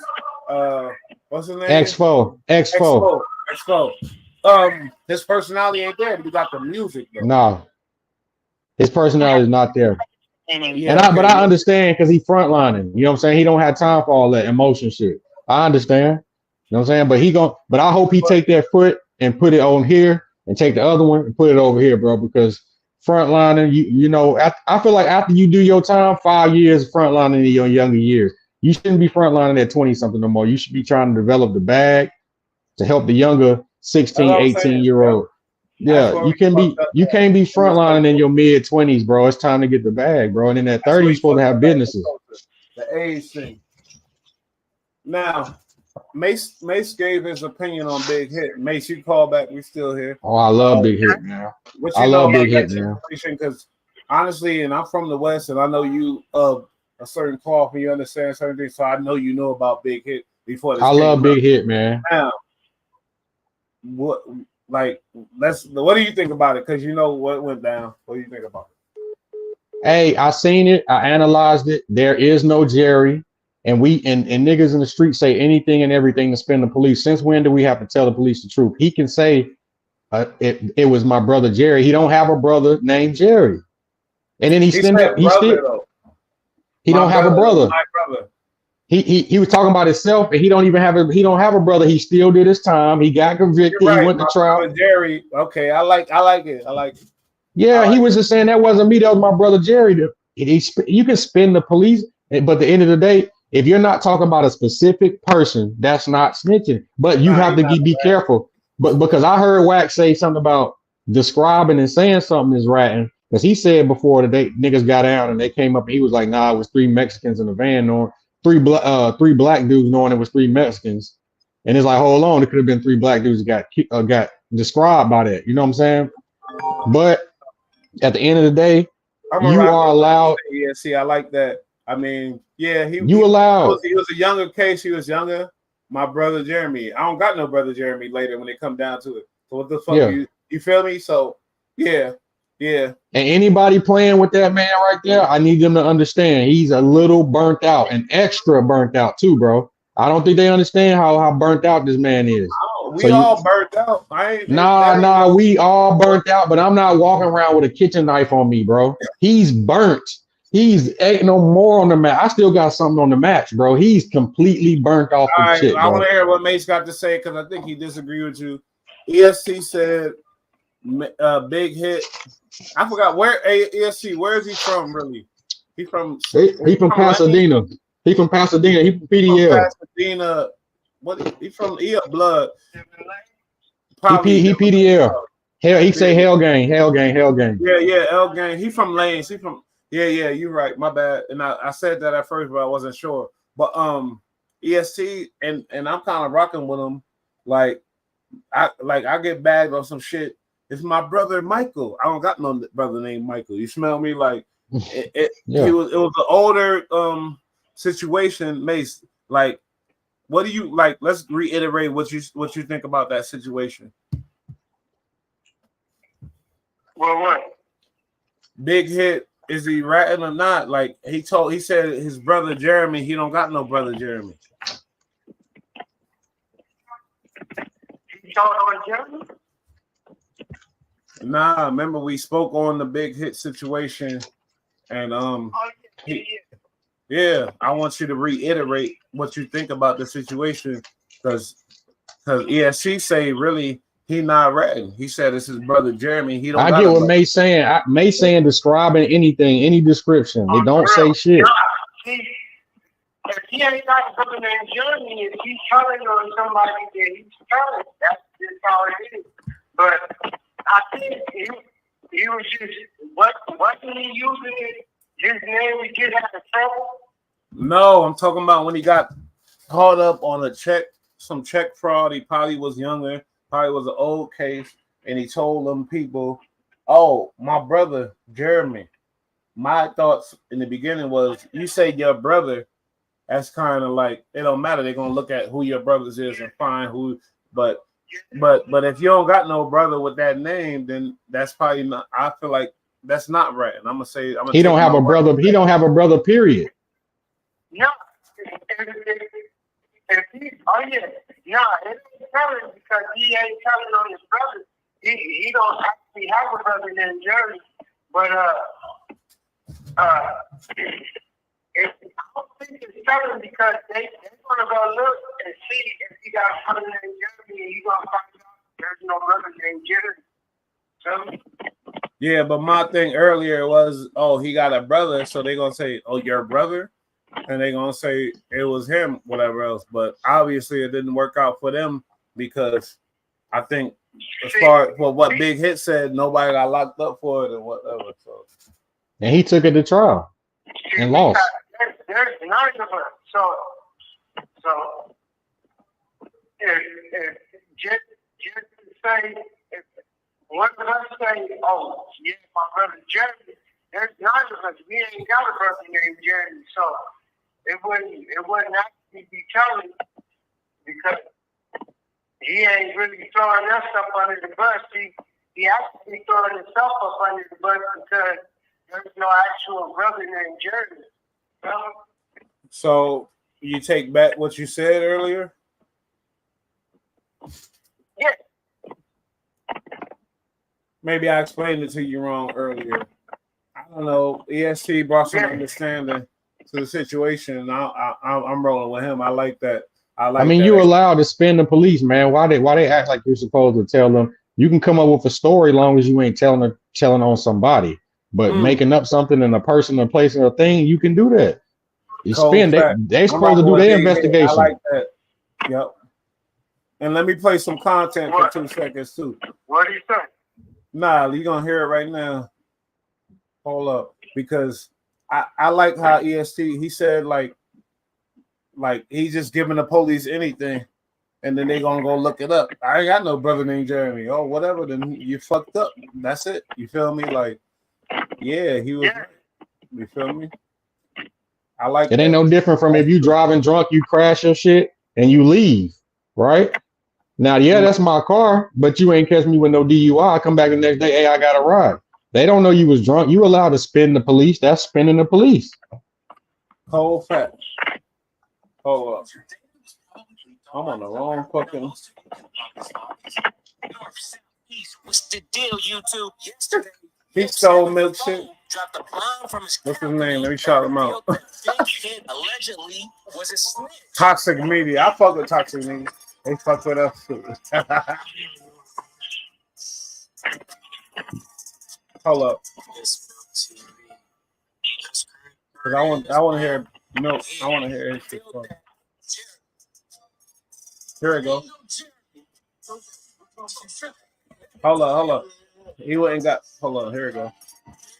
The papers that Milk 74 posted revealed that Big Hit testified, but Big Hit said that he gave false information. Like, nah, this is him. You know what I'm saying? I'm like, that's my brother. All right, what's your brother name? Jeremy. Ain't no Jeremy. I sent him on a wild goose chase. I don't know. I fuck with that though. I'm fucking with homie. Blood called me. I don't trust a bunch of paperwork. I don't you snitching and shit. How you gonna snitch on yourself, stupid? You know what I'm saying? I don't read, dumb. I'm gonna call the homie like blood killing. Ain't no you Jeremy. Everybody know me. I know brother Westside. PDL, his brother. That's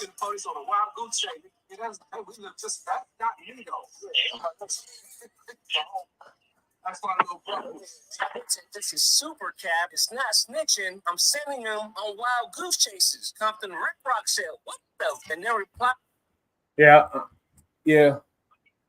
I think I agree with EST on that one. He ain't ratting. I mean, he finagled and try to get your way out of shit. But the reason why he get confused or ratting because ain't no talking to them at all. No. The reason why he's getting confused is ratting, right? Is because you got these civilian dudes who don't necessarily know they don't know how shit goes, so they'll look at a report and say if he say a name or anything they don't understand. Say they should have went and seen, do he got a family or a brother named Jeremy first? You know what I'm saying? Because I understand these civilians don't know what spinning the police is that if you're detained because of an investigation going on and you giving wrong information to get out of it, that's just what that is. They don't understand shit like that. They think you're supposed to sit there and cooperate or not say nothing. Not saying nothing implicates you, right? The same way telling the truth implicates you. So I'm gonna tell a lie, get you out my face, and that's that. I guess. I mean, and this hood ain't saying that. I don't hear PDL saying nothing. A lot of niggas feel like you can't talk to them at all. You can't give nothing. You can't say nothing. No statements. Type of shit. That's an aspect. That's a way to go about it. That wasn't the only way to go about it though. That's a way to go about it, but that ain't the only way. Your boy, Lord Jamal, somebody I was raised off of in the streets coming up. You feel me? Nah, let me stop. About to roll up. But I like a lot of stance he's been taking lately. He took a stance on, they had a thing where they were saying hip hop was helped by Puerto Ricans and Dominicans in the Bronx. Lord Jamal took a strong stance against that because, and from his points, I realized he's right. He's right. You already know it's an African American thing. Let's not take that away from us. That's the only thing we got, really. You feel me? And even though they turn it, it's being used as a weapon now. Whatever, that's another story. But that's not what I'm talking about right now. Lord Jamal said something else recently about Sexy Red. You know what I'm talking about? Yeah, he said he's an industry plant. Now the females is something that we need to really take heed to and respect whatever's going on with that. Like this hip hop game is very powerful. This hip hop music and the stardom and all that. Like they say Sexy Red's an industry plant. Why do you think they say that before we get into this shit? EST? I mean, it's a little hypocrisy, but it's truth in it too, because when they're allowing this you know, it's derogatory, bro. It's beyond explicit at this point, and they're allowing it, right? For example, if I go to IG and I type in fat or Jew or anything like that, they're gonna censor me. But if I type in nigga, they allow it. Telephone number will be You know what I'm saying? So the mere fact that you're allowing certain things but not allowing this right here lets me know it's a system going on. It's collusion. It's something going on behind that. You allow nigga being typed in, but you won't allow certain keyword trigger words. And it's like, okay, so you want to pick and choose. So I see what's going on. So yeah. See, the digital thing always scared us in the 90s because we realized the control aspect of it. But we never thought we would be what we are now. Even tell you the truth, my brothers had the smartphones way before, and I was like, even that shit I was scared of, like the signing up for all this type of shit. But now we in this digital age to where having cash ain't even a thing no more. You could do it in the videos, all that, but like, you know what I'm saying? So now things could be controlled more. You feel me? Like images, things that's everything.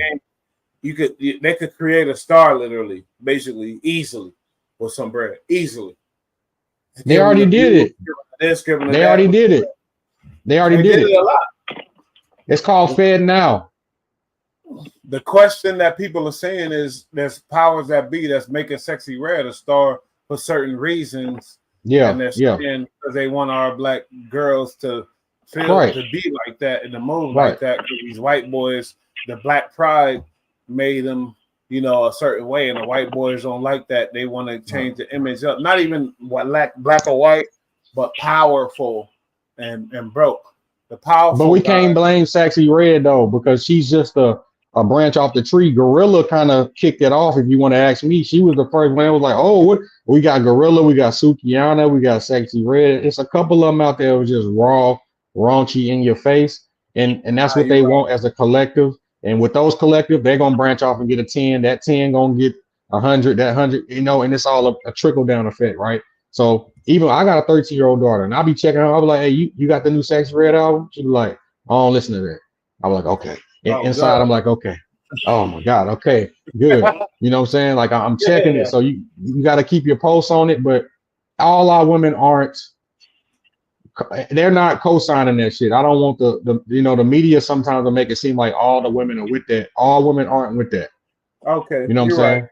You're right. Yeah, that it's 7 p.m. Friday. I ain't got no nigga. Ain't no nigga got me. A lot of women. I've seen skits where it's women with dudes who try to sing the song and then they do to come out the cut and they'll stop. But it's basically letting you know, like, I'm participating, but I ain't with all that because I got a nigga. You know what I'm saying? So I'm like, okay. One of the biggest artists, and that's why I kind of support this industry plant conspiracy theory, because Drake, the biggest artist, and he just grabbed Sexy Red, the most raunchiest bitch, you feel me, to push that shit to another level. Nah. Drake, hold up. Nah, what you mean? But it's for self-use only. He's doing the same thing Jay-Z did. You surround yourself around a new talent so it'll make you seem like you're doing it or you're a part of it, because Sexy Red and Drake, all they really gonna see is Drake. Because you know what I'm saying? Yeah.